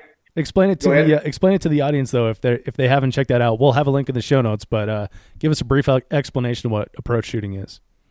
Okay, so approach shooting. When you're shooting, and this is my take on it, I might say it differently than Patrick or somebody else would, but when you're shooting specifically with a rifle, one of the hardest things that we do in three gun is offhand. It is the hardest thing to do with a rifle. Right. Is offhand shooting with a rifle. And this doesn't just apply to offhand, but that's where it got started. When you're standing there holding the rifle, you're not steady. You do not hold a rifle steady. That means you're looking through the scope. The reticle is always moving. It's always swinging, it's swaying, it's moving. And what people do is they sit there and they grip the crap out of that gun, and they trying so hard to hold that reticle dead center on that target, and they're overexerting themselves, and they're trying to hold it perfectly centered, and then their eye sees it centered for a second, and they go, oh shit, I'm in the right place, pull the trigger, and you pull the trigger. Well, by then you done wavered, and you pulled the reticle off the target and you miss. And then you do more, and you do that 4 or 5 times more, and it's a disaster. And we've all done it. I've been there many times, and we all see it done by our buddies at matches a lot. And I said, okay, well, there's got to be a better way to do this. So approach shooting is using movement with your shooting. Okay, it's basically timing it. Is really what it comes down to. Right. So I'm watching my reticle. If I'm going to shoot a target at 100 yards offhand target at 100 yards, I get into my scope. I try and hold my gun a little more relaxed instead of ripping the crap out of it. And I put my reticle a little bit. And everybody does this a little different, but I put my reticle to the left of the target, right? And then I intentionally swing my reticle across the target. I squeeze the trigger, I time it. So basically, as my reticle breaks the left edge of the target, I'm squeezing. And so I'm intentionally moving the reticle across the target, breaking the shot as it comes across the target. It works. That's all there is to it. It works. Using that movement with you. Me, my brother, one of the other firefighters we shoot with a lot, Cole Kloss, we went out and started practicing that and using it, and we immediately saw a big jump in our efficiency and accuracy in offhand shooting. It works. And then I started thinking, why can't this work for long range shooting when you're laying prone and monopoding or whatever? Because it's the same issue. Your reticle's wavering. It's still moving. It may not be as much, but when you put it on a target that's 400 yards away, it looks like just as much. You know? And so I started implementing that into long range shooting as well. And it's been very successful for me. And that's what approach shooting is. As your reticle approaches the target, basically, I'm guessing that's where the name came from. You move it intentionally, and as your reticle approaches the target, you start squeezing. You try and time it, and you can develop good timing where especially when you know your gun, you know your trigger, you know when it's going to break. You're still not necessarily timing the shot, but you basically have an idea of when it's going to break. And so as you watch that reticle swing into that target, you're timing it and click, and it goes off. Right. So really one of the only things I still do dry fire is I've got some tiny little, dots on the wall like a lot of people have, and I'll get in the reticle of my rifle and I'll work on that just to kind of keep myself, the linkage between my brain and my finger as far as when I see that reticle cross that target and when I actually break that shot. I want to keep that sharp, that connection there, because I got that timing down pretty good, when I was practicing it sometime last year, and I kind of want to keep that sharp. So that's really the only dry fire I still do. I gotcha. So then all your training now is live fire? That's correct. And so what is a weekly training program look like for you then? I I see you smiling. Is that the secret sauce? Should we go to? You should maybe make it monthly. Oh, okay. I gotcha. I wish I had time to go train weekly. That'd be fantastic. I get to the range, a lot of times just because I'm, working at the Hayes Custom Gun Shop, function testing some of these awesome shotguns and stuff before they go out, or these new beautiful 2011 pistols. And I get to go out and do a little function testing. It's not practice. It's 10, 15 rounds through the gun. Right. And a lot of times a quick little picture or video of that is what people see online and, Facebook or Instagram or whatever. And they go, look, Daniel's out training. And I'm really already headed back to the shop, with these guns, and I'm not training. Right. So I've actually been on a couple of those runs myself with Ben. Oh yeah. That's Ben good. Hayes. Good times. Yeah, Ben Hayes, everybody. By the way, Ben, there's two Bens, right? There's the Ben Hayes, the Ben Jirasek. Right. To avoid confusion, we have tall Ben and handsome Ben. You're gonna have to figure out which is which. Well, your family's pretty tall, so that a-hole is.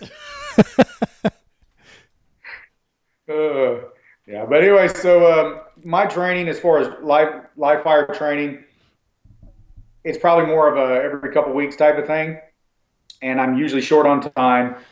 I got a lot. I work a lot, and like I said, I try and spend a lot of time with the kiddos. So when I go, I try and be focused and prepared. What I figured out is before we were going to practice, we get there, our mags weren't loaded. We didn't really know what the hell we were doing. We debate on what drill to run and where to put these targets. And we get there, we'd be there 2 hours, and we actually shot for about 20 minutes. Mm-hmm. And I felt like it was a big waste. So I figured, okay, I can make this better. So first off, when I go to the range to practice, a lot of times I only take one gun. I don't even take the other guns. I don't take a whole ton of ammo. And before I go, I already know what drill I'm going to run. I've already thought about it. It's usually based on something I saw in one of my stage videos from the match prior, something I looked at. I was like, I need to work on that. That looked like shit. That needs to be improved. So I'm going to simulate that situation a lot of times. Whatever array gave me trouble or whatever target presentation I had an issue with, I already know what I'm going to do. My magazines are loaded. Everything's ready to go. I get there, throw the targets in place, and I try and keep my my drills to low round count, so 4 to 5 shots at the most. And the reason I do that is, I don't over fatigue myself too fast. Right. Because once you do that, now you're not really training like you would be shooting a stage anyway. But also I can watch what I'm doing better if I'm only shooting 4 or 5 shots. If I'm dumping a mag, first off, mag dumps, not 3-gun training. Kurt Gruber, I'm talking about you. Going out and shoot 4 or 5 shots, I can actually see what I'm doing. I can critique what I'm doing. I can, see what I'm missing and what I'm messing up. And so I may take 3 loaded pistol mags to the range, set up 4 targets in a presentation that I need to work on, and shoot those 4 targets until those 3 mags are done. I get in my car and I go. It may be 30, 40 minutes. To a lot of people, they think that's not enough. That's not training. How in the world, is that doing you any good? I feel like I'm getting better work out of that than when we would go every week and it was 2-hour trips. Right. So that's another thing I tell people. They go, I don't have time to practice. I can't afford all the ammo to practice. You are practicing wrong. I ain't gonna name any names, but there's this, little dude that works on people's backs up north that, throws a crap load of ammo around, and I want to give him some shit today sometime one way or another. So here it is, Dylan Easley. You don't have to shoot 4,000 rounds a month for training. You just don't. People say, I don't have time. I got to go straight home after work. I got to get the kids. You got an hour lunch break, man. If you can get to the range for 30 minutes and be prepared and know what you're going to do, you can get good practice in. End of story. Yeah, for sure. Now, do you think you can get that kind of practice at an indoor range, or do you think it's required that you have an outdoor range where you can draw a move, have a beta yourself? I know that's if all you can get to is an indoor range, get to the indoor range and shoot and practice and do the best you can. But if you want to progress past a certain level in 3-gun, you need to be able to train in a better facility. Now, there are some indoor places I've seen that will actually allow you to do some movement and type stuff. There. You want to know how I first started training 3-gun? It was an outdoor range, but it was basically lanes. Mm-hmm. They had a target stand for each lane in the pistol bay. I would find out when is the absolute slowest time? When is nobody going to be there? I would try and show up then, and and I would use these little round stick-on targets that I got online. Little reactive targets. They're about 5 inches, and I would stick 3 or 4 on each one all the way down the row, and I would practice transitions and hitting. And it's not a reactive steel target, but I could see my hits. And once I got 4 or 5 hits on it, it started getting confusing. I just put a new one over it, and I could do a little movement back and forth. Get my heart rate up a little bit and work on those. That's what I was doing for like a year for pistol training. And no joke, my first year or so of shotgun training was taking a bunch of clay pigeons and just randomly tossing them up on the berm. Like not by the top, obviously I'm not an idiot, but tossing some clay pigeons up on the berm and saying, all right, I'm going to shoot these 4 first, and pop, pop, pop, pop, pop, and okay, I'm going to pop, pop, pop. And it was basic, man. I didn't have nothing as far as fancy targets and facility, and I couldn't move and shoot with that shotgun stuff. I'd talked to the guy, begged and pleaded, and he said, all right, you can stand right there and shoot into that dirt berm with birdshot. And that's what I did. And so, you don't have to have a fantastic facility. You don't have to have all this stuff. But when you get to a certain point, that stuff helps. Yeah. I said what I just said because I want new shooters, beginning shooters, to not be discouraged and think there's no way I can get any training, any practice in. I can't get better. Mm-hmm. Yeah, you can. You can get out there. You can make it happen. Now, when you're in that top, 20% and you're wanting to improve, you need to start shooting on the type of targets, the type of arrays, and off the type of props that you're going to do in matches. Me and my brother and Cole, typically before a match, the week before, say I go to Fallen Brethren, I'm going to Blue Ridge, whatever it is, Missouri. I know the kind of stages that we see there. I know the kind of target presentations because I've shot these matches before. We will kind of mimic that in our training. We'll set up something similar, hey, we're going to shoot Fallen Brethren. Paint every target black, because that's exactly what they're going to do. You're not going to be able to see it. That's okay because we love it. But we will mimic whatever match we're going to go to. And targets are important when you're trying to push it to the next level. And I've been extremely blessed, the firefighter marksman team has, in the last year to be able to train on absolute top-notch targets from Red Stitch targets. The best made targets I've seen. They're tough. I got to give him credit where it's due, and those things are phenomenal. And when you're trying to push into that next level, you do need to be working on good equipment, and you need to have the right equipment too. Your guns and gear. We haven't got into that at all. You said you wanted to bring that up earlier, but that is absolutely part of it. Pushing yourself into the next level. There's a lot of guys out there that have the right skill. Maybe they got the mental game down, and they're close, man. These guys are finishing in the top 20s. They're there. And I watch him and I think, he could do it. He's there, right? Mm-hmm. And I root for everybody. I can't help it. It irritates some of the guys I shoot with, and they're like, that guy's your competition. I can't help it. I want everybody to do, I want us to all get first place, right? I can't help it. But I root for these guys, and I'm like, you can do it. I see your skill. You just melted that stage down, and you melted that stage, and you kicked that one's ass, and you're going to do really good this match. And then their gun takes a shit on them on stage 4, right? Right. And you can never 100% eliminate that stuff. Keeping your guns running and your gear running is part of shooting. That's part of this challenge. And so if you want to push into that next level for those guys that are kind of in that top 20 and they're ready to push into that top 10, they're ready to work towards a number 1 spot, you got to be willing to do what it takes to get the gear going too, not just the training and the mental. You got to get the gear there. Sometimes you're just using the wrong gear. And I hate to say that. I'd like to be able to say you can go as far as you want. If you train hard enough, you can go as far as you want with the homemade, plastic crap that you should shove your shotgun shells on your belt the first match you go to, in the pro shotgun that you're running, but you can't. That's the truth. Right. It's too competitive. There are too many other guys out there that have put in the same amount of effort and training that you have, and have worked just as hard, but they made the commitment and they got some good equipment. Mm-hmm. And if you really, if you want to consistently, if you want to try and push it up there, sometimes that is the thing you need to do. There's no way around it. So. Right. So this is interesting. to me this topic because I think a lot of people like end up chasing gear too much at the beginning. Yes, and too then early. And then it sounds like you're saying not enough at the end. Once you get to that top 20%, right? So, Daniel, you were like the first person that I saw in 3-gun shooting a Rock Island 1911, double stack 9mm 1911, and it's kind of become like super popular, and especially with all the modifications that Hayes Custom Guns is doing as well. Right. So that kind of goes against what you're saying because that's like I think street price on that's like not street price, but normal retail price when you walk into a gun store is like $600. $600 to $700 on the pistol. And let me I'll argue your point there a little bit. Yeah. Well, you take that Rock Island and you put the work into it. At a place, Ben Hayes has freaking figured those things out. Yeah. And they are rough from the factory. Nobody's gonna, nobody can argue that. They can be rough from the factory. It's a $700 2011. What do you expect? You can pick that gun up.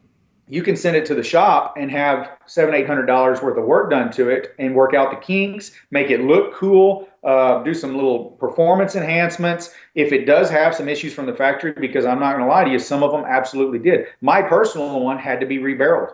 I had that 1 in 20 that just had an issue, had a monkey in the in the gears type of thing, and the gun had to be rebarreled. Huh. Even with work done, I'm still coming in like $1,000 below a custom, 2011 from pretty much anywhere else. Right. Even a 2011 like an STI, I'm still saving a ton of money, doing the Rock Island, having all the work done to it. But I tell you what, man, I set out at the beginning of 2017 to prove that gun, having the work done to it, I'm talking about the model coming from the Hayes shop, not a factory Rock Island. Right. But one of the Hayes custom guns treated Rock Island 2011s. My goal was to set out and prove that gun could carry you as far as you wanted. That's not to say there's not a nicer gun out there.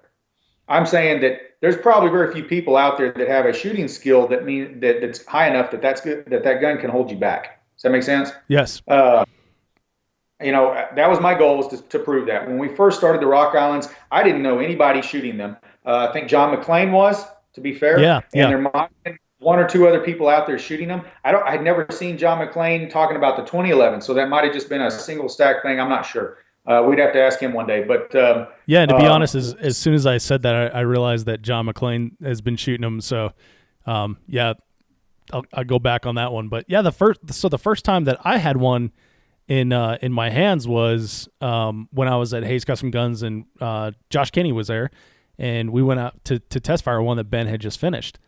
And Ben's like, "Oh, you got to check this out. You got to shoot this." And I was like blown away at like how nice it was. Right. And then he pointed out that you'd been shooting one all year. And I thought, well, holy cow! I thought you were shooting a Hayes custom build or something like that. And it's so to what you're saying, it doesn't argue against what I'm saying, because that gun can carry you as far as you need it to carry you. By the time you get it back from Hayes, if you've done and there's different package levels of what you can do, because everybody's on a budget. Right. That's the truth. Everybody's people are on a budget on this. You may not be able to afford everything on there, but man, when you're trying to get the money to train and do everything else, and you just that custom. Let me say something. Those full custom built Hayes guns, there ain't a better freaking gun out there. And there are guns that are still $4,000 or $5,000 more, but those things are beautiful and they're amazing. And I'm gonna own one. I can tell you that right now. But on a firefighter budget, that was not optional for the first 5 years of shooting. Absolutely. And that's where the Rock Island came from. I was shooting Fallen Brethren. I had got in the top. I think I finished 13th. I don't even remember what year that was, but I think I finished 13th. And my pistol had been a bit of a struggle there, man. They got a lot of long pistol shots there. We're talking 80, 90-yard pistol shots. And I realized I wanted to move that up a little bit. And I can't remember who. Somebody brought the Rock Island to our attention and said, I wonder how these would do. And we just decided to freaking roll the dice. So we literally ordered 4 of them. Me, my brother, Cole, and another guy we were shooting with at the time. We ordered 4 of them. Took them to the shop. Already had the relationship with Hayes. They were already sponsoring the team. And I asked him before we bought them, I said, what do you think about this? Do you think you could work on them? And Ben was honest with us about it. He said, hey, I don't know. I'm not sure at this time, why don't we try them out? So we said, let's do it. We bought them. We took them up there. He spent a lot of time working on those, figuring out what works on them, figuring out what doesn't work on them. And those 4 were really the first 4. That was it. That's what started the Hayes Custom Rock Island phenomenon. I don't know what the hell you want to call it. Craze. But, that was it. That was what started it. And those guns are still running like champs. Mm-hmm. And you know what? Mine carried me to 4 first place wins at major matches this year, 2 second place wins, 2 third place wins. No one can argue it. And that's the only reason I throw, I hate to sound like I'm bragging, but I'm saying the gun is not going to hold you back. Is there a nicer gun out there? Yes, a full custom build. It is nicer gun. Right. They're beautiful and they're phenomenal. But if you can't afford it, you don't have to be still shooting a striker gun. That's my point of what I'm saying. The Hayes Rock Island is not going to hold you back. All right. Now, did you start out with a striker gun? I did actually. What did you shoot out of curiosity? Very first match ever was an XD40. Right. That very quickly realized that wasn't going to work. And I actually went to Glocks, which I still shoot Glocks. That's my daily carry gun and my home defense gun. I love them. I know they're ugly and I know they point weird, but I do still love them for that. And I shot a slightly modified Glock for about a year and a half. And before I got hold of my first 2011, which was a Hayes Custom Guns 2011, Old Blue, one of their first custom built 2011 pistols with the blue paint job on it, and probably got 100,000 freaking rounds through it when I got a hold of it, and still shoots like a champ. I think Nikki Hayes is shooting it right now in matches. Oh, cool. But yeah, it was the Glock was the transition gun there. Gotcha. And then now you're onto the Rock Islands. Yeah. Currently shooting a Rock Island, and we'll be moving to a full custom Hayes Custom Guns, 5.5 inch, beautiful sight tracker, gorgeous, sexy son of a gun. Can't wait to get it in my hands. Ben, hurry up with my gun. Jeez. Yeah, I shot the Rock Island for a year. I did good at some matches and was able to come up with the funds, and employee discounts are awesome, right? Yeah, absolutely. So I finally am. I'm going to upgrade next year, or I guess that would be this year sometime. I'm not sure when. Still be shooting the Rock Island until that happens. But I feel like I made my point with the Rock Island. I could keep shooting that thing for the next 8 years, 10 years if I wanted to, and I believe keep doing just as good as I have. But because of the opportunity and because they're gorgeous, I am going to go ahead and jump up and get a full custom. And I'm actually shooting all 3 Hayes Custom Guns right now. I don't know if you're aware, but the shop is actually doing custom rifle builds now too. Yeah, you actually showed me the prototype when I was there a bunch of months ago. Right. So I didn't know that. I didn't realize that that had taken off though. So well, we're still working on the details for an actual production gun, but in the transition period. In the transition period, we're doing custom builds. We've got some quality parts that we recommend, and we'll say, hey, this is what works for us. Same barrels, same bolts, same type product triggers and stuff. The things that really matter and aren't just cosmetic on an AR-15 style rifle. Same ones that I'm using. Same ones that Aaron Hayes and the other guys are using. So right now it's just a custom build is what we'll do, custom to your specifications. We'll make recommendations, but do it how you like it.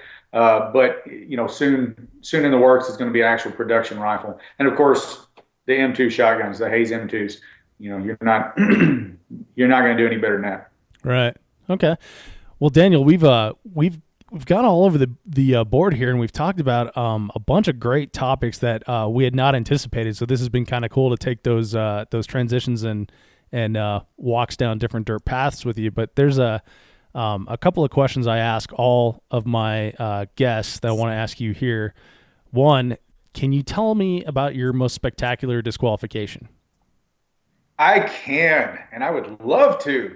and then we're gonna figure out what we can learn from that at the end here. Okay. My most spectacular disqualification was actually my only disqualification. Pretty good track record. Yeah. Um, I pulled a we'll call it a Tischhauser. Say that. Okay. I blew a hole in the bay, the floor of the bay, about 8 feet in front of me with my shotgun. Oh, okay. I remembers that. Those were the best memes ever, by the way. You remember all those Yeah. from the shotgun blast, and the those were the best. From Jesse's torching one off. Yes, Yep. yes. When he torched one off into the floor, those were phenomenal. That was my favorite 2 or 3 days on Facebook ever. But mine was less exciting and non-intentional. It gets hot as crap here in Texas, and we sweat in the summer. Yes. And I was shooting a distant arms 3-gun match with Mike Whitesides and Lan out there, and those guys. They put on a fun match every month, and I was shooting that match. And at the beginning of the stage, I had opted to drop and load first. It had a designated shooting position with more than 9 shotgun targets in front of you, and you couldn't leave the position. So it was either shoot and then drop and load and shoot. I opted to load first, and I guess out of habit, it was from a low ready start. Out of habit, when the timer went off, I hit the safety off before I dropped and loaded. In retrospect, and what I'd probably do now is I probably would go ahead and drop and load, and then as I'm coming back up, take the safety off. Right. So my fingers pressing against the safety, and as the timer goes off, I activate, the safety, and then drop to spin it. And I was sweating so bad. It was like 100, and I think it was 100 degrees that day, 99, and the humidity was up, so I'm just drenched in sweat. I was sweating so bad, I went to flip and spin that shotgun super fast, and it slid in my hand. I lost my grip on it, which, by the way, is a hell of an argument for some stippling on those freaking shotgun stocks. I went and had that done. Steve Lee at the Hayes shop does all their stippling. Yeah, he does some great stippling. He does, and I went to him the next Monday, and I said, "Fix it," because it wasn't stippled before, and that smooth plastic, man, your hands are sweaty. So I went to flip because I load weekend, and it just slid in my grip, and my hand slid forward on the gun, went in and activated the trigger, blew a big hole in the ground in front of me, scared the piss out of me and everybody else, I'm sure, and that was my spectacular disqualification. Nice. So the things we learned from this one were stippling helps to keep grip when you're super sweaty, and then keep that. Daniel was super sweaty. That's the other thing. And then keep that safety on before shooting, right? That's right. No. All right. So Daniel, where do you see the sport of 3-gun headed?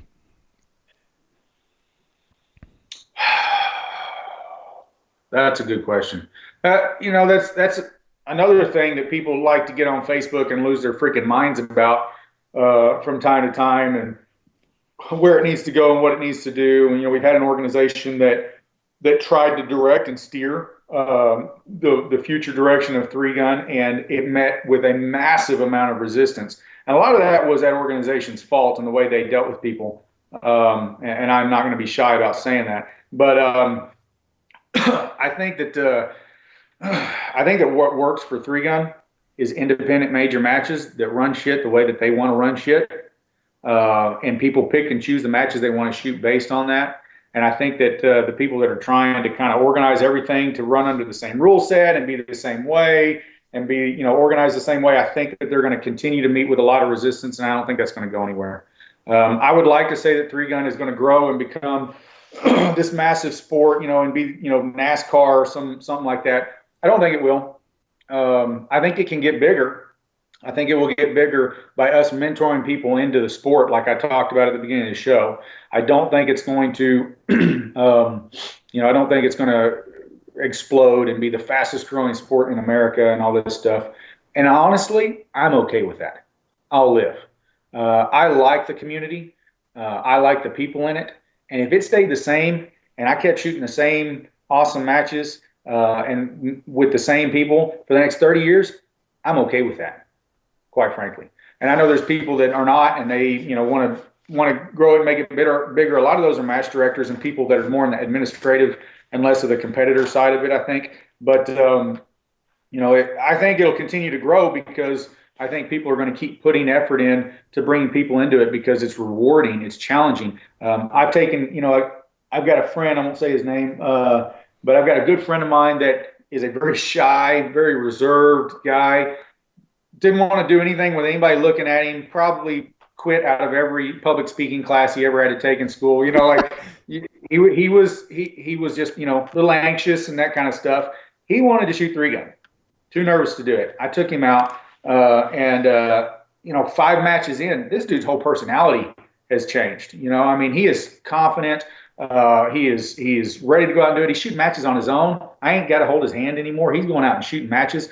This is a rewarding sport in a lot of ways. For the bonding time, one of the biggest things that I love about it is I can take this. This sport transcends, age. You can shoot this from 8 years old to 88 years old. That's true. There's fathers, grandfathers, sons, grandsons, all shooting in the same stage or in the same squad, shooting together. Fathers, daughters. One of the best father-daughter relationships I've ever seen is a guy that shoots locally here with his teenage daughter, and they spend time together on the road shooting and doing three gun. And you just don't find that a lot of places in this world anymore. The community, the way that everybody will help each other out. Yeah, we'll get on Facebook and trash talk each other and talk a bunch of shit and throw a big hissy fit and get our panties in a freaking wad. I won't say who I'm talking about there. Stand with Josh. What is it? Pray for Josh, right? Pray for Josh, yeah. Yeah, pray for Josh. And anyway, we'll do all that, but the same people that were yelling at you on Facebook the day before at that match are going to freaking go out of their way to help you out. They're going to grab the damn magazine out of their bag when yours blows apart and go, here, use mine, or you're out of ammo, here, take some slugs. The community is phenomenal and it's exceptional, and I've never seen anything like it, even though I've competed in almost every freaking type of sport or community out there that there is. And I've never seen anything like it. And I don't know that I want it to grow to a point where that changes. So that's my stance on it. That'd probably be pretty unpopular to a lot of people, but it can grow. It's got plenty of room to grow. And it can also feed its supporters. And here's something I want to touch on. Can I go on a tangent? Sure, buddy. Everybody ready? Here's a tangent. Stop saving $5 freaking to order a part online from a company that doesn't support three gun. People. End of story. Yeah. Actually, no, not end of story. You and I've discussed this privately before, and this is one of the things I respect about you the most, other than your good resetting ability, is this philosophy that you have right here. So I'm excited that you brought it up. Yeah, I almost forgot. It would have been a disaster. I know. I need at least one thing to go off on, right? So here we go. There are a lot of companies that put their heart and soul and effort into supporting this community. If we're too selfish or stingy to support them back, we don't deserve it. That's the truth. Yes. If you're saving $40, $50 ordering a part or buying something from a company that's not putting into three gun just because they have a sale running online and you can, buy it off of Amazon or wherever a little bit cheaper, instead of supporting that company that put that rifle on that prize table or that optic on that prize table or, sponsored the match, and that's why you're having a match in the first damn place, then you need to reevaluate your priorities. I'm on a budget. Talk about balling on a budget. Dude, I am. From the get-go, I have done this on a strict budget. I've refused to take any money from my paycheck that is for my family and put it towards three gun. So I've always done it based off of some part-time job that I make a little money at here and there. I get being on a budget, but saving $50 to order this part from Joe Blow over here because it saves $50 instead of this company that supports the matches that you want to go to is asinine. Yeah. That's my favorite word to use for. We need to support these companies. I will not represent a company that does not support three gun matches, not just shooters, but matches. That's very important. We want these big matches. We want these to happen. They need to be the companies that support them need to be supported back. That's all there is to it. That's a very important thing to me. there's a lot of companies out there that that support these matches. We need to support them back. Red Stitch Targets, I have a phenomenal relationship with them. They are, it's amazing how much they have jumped in and supported three-gun matches just in the last couple of years. They are high-level sponsors of the Extreme Texas Three-Gun Challenge, Vortex Shooter Source Match, Blue Ridge Mountain. They put on an entire stage. I don't know if you made it to Blue Ridge this last year, but every year at Blue Ridge that I've been, there's an entire stage full of targets, and he's out there, setting all that stuff up and doing that. And SoCo Three-Gun. Yep. Travis out there, he is supporting that company is supporting a ton of three-gun matches, and there's other companies that are too. And so when a big thing to me is support those companies. The companies that I choose to associate myself with and buy products from, they are shooting a three-gun match. If I need a part, if I need a whatever, I don't care, name a part, something, and I don't know a company, I don't know, it's not an easy one. Like, I need a mount, okay, a mount for a rifle. And it's not just me. When I'm building rifles for friends, like we talked about earlier, I need a mount for this scope. Okay, don't order one. Hold on. What are you thinking about looking at? Warren mounts, Vortex, all these Burris. There's so many companies that support three-gun that make these products. Direct them. There's nothing wrong with telling somebody, hey, man, you should get that one because it's a good product and the company's awesome too. And, these companies that support three-gun, they do it for a reason. They're doing it to get a return, and there's nothing wrong with that. And we need to show them some love in that regard. Literally, I have literally gone when I couldn't right off the top of my head find a product or think of a company that made a product that I needed, whatever that part was. I've literally started going to matches that I go to personally. The 10 or 12 majors I like to shoot. Go to their Facebook page or their website and pull up their sponsor list at the bottom and start scrolling through and looking at companies. Oh, yeah, that's right. They make those. I forgot about that, and they supported this match.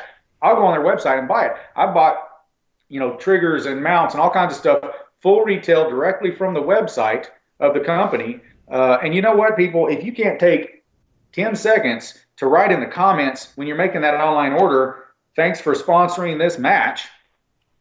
Seriously? 10 seconds.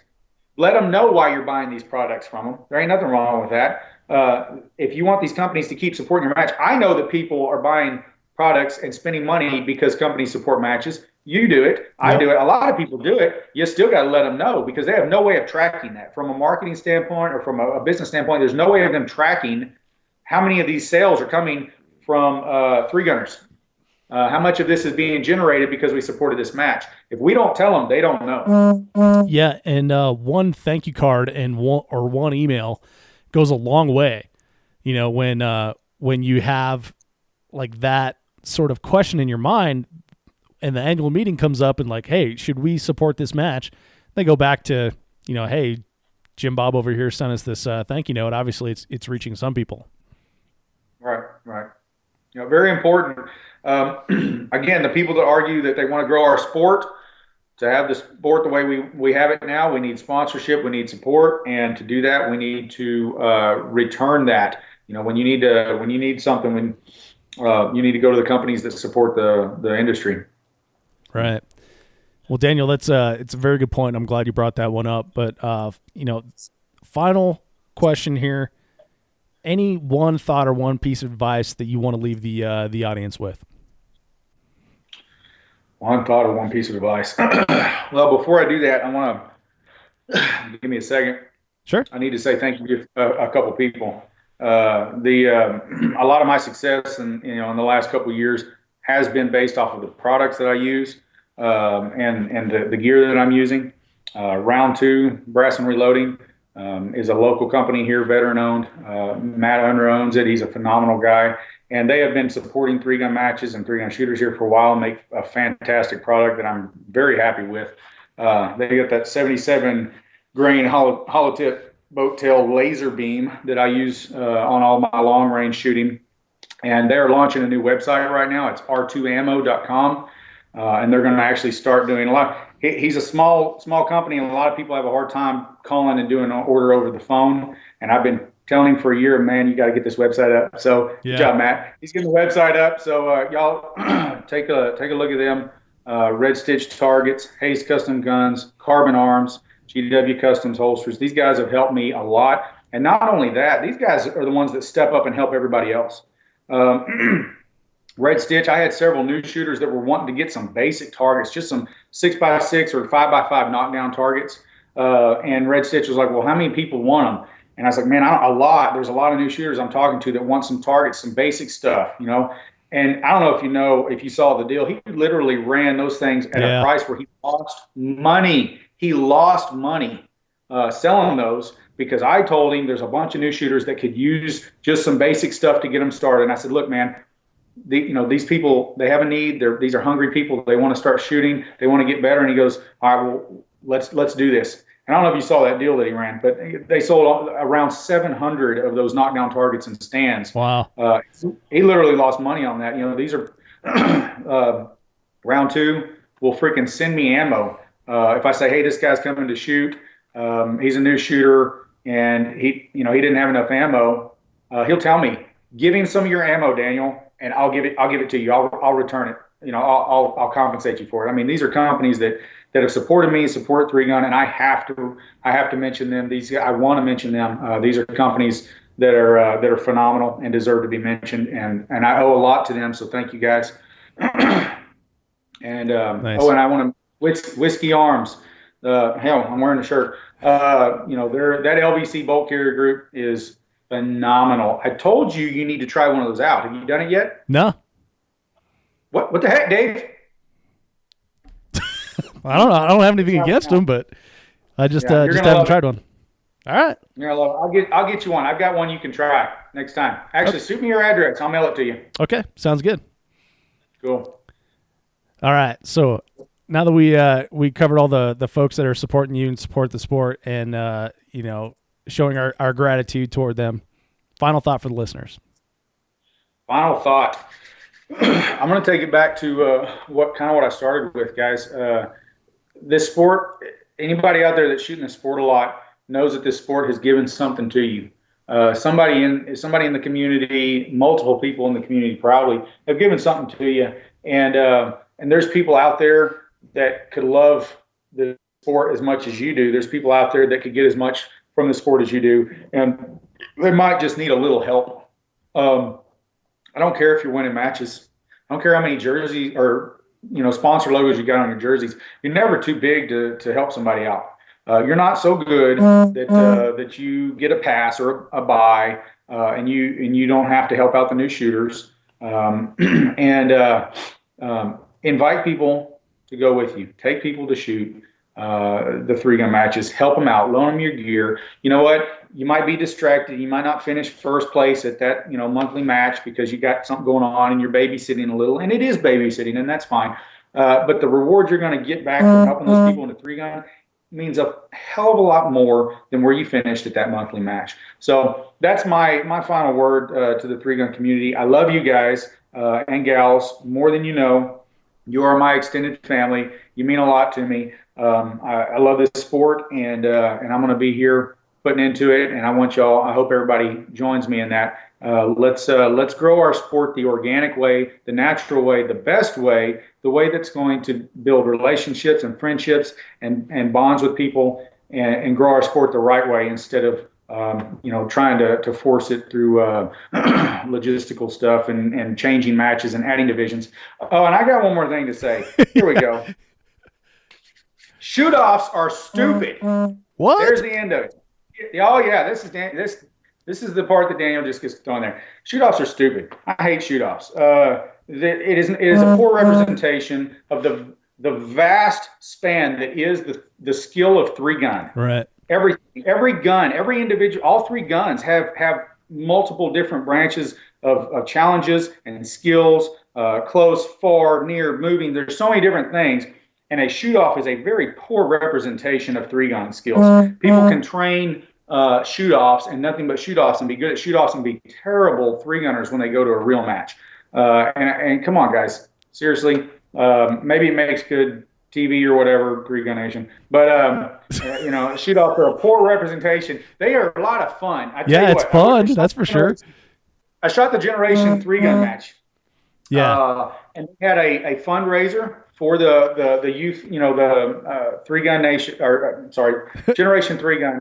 Phenomenal organization, phenomenal match. Chad and them do a great job, and they're raising money to help young shooters get into 3-gun and shoot more. I love them. I love that goal, and I love that process. And they put on a shoot off at the end where they paired a junior shooter match with 2 grown-up shooters, 2 adult shooters that had shot the match, and they did a shoot off for that. And the money raised went to the foundation. Phenomenal idea, ton of fun. That was so much fun. But, yeah, exactly.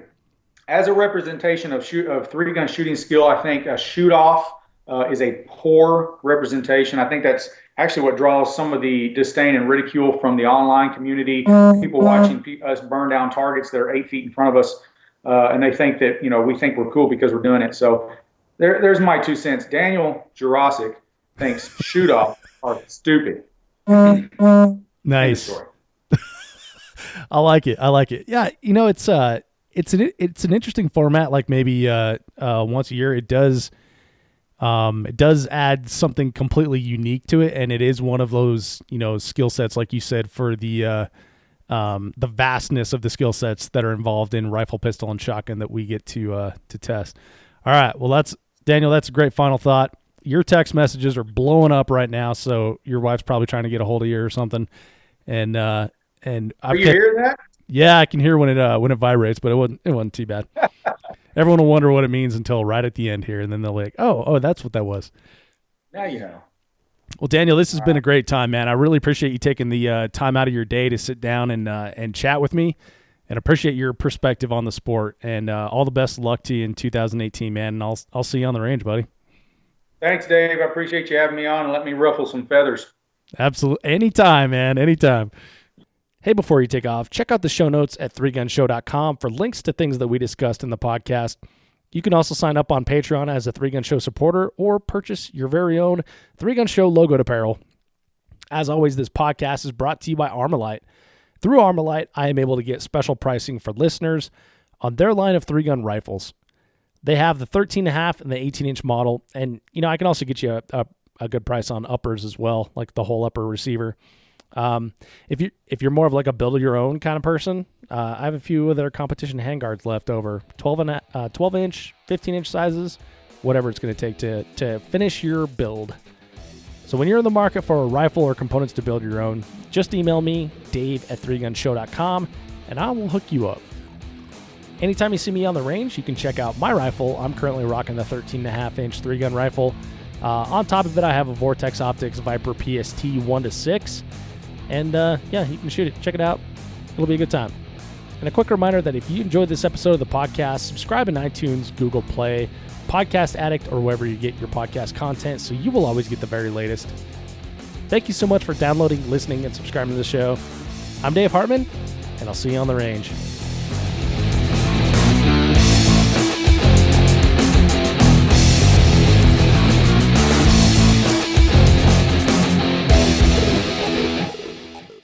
If you are finished, unload, show clear.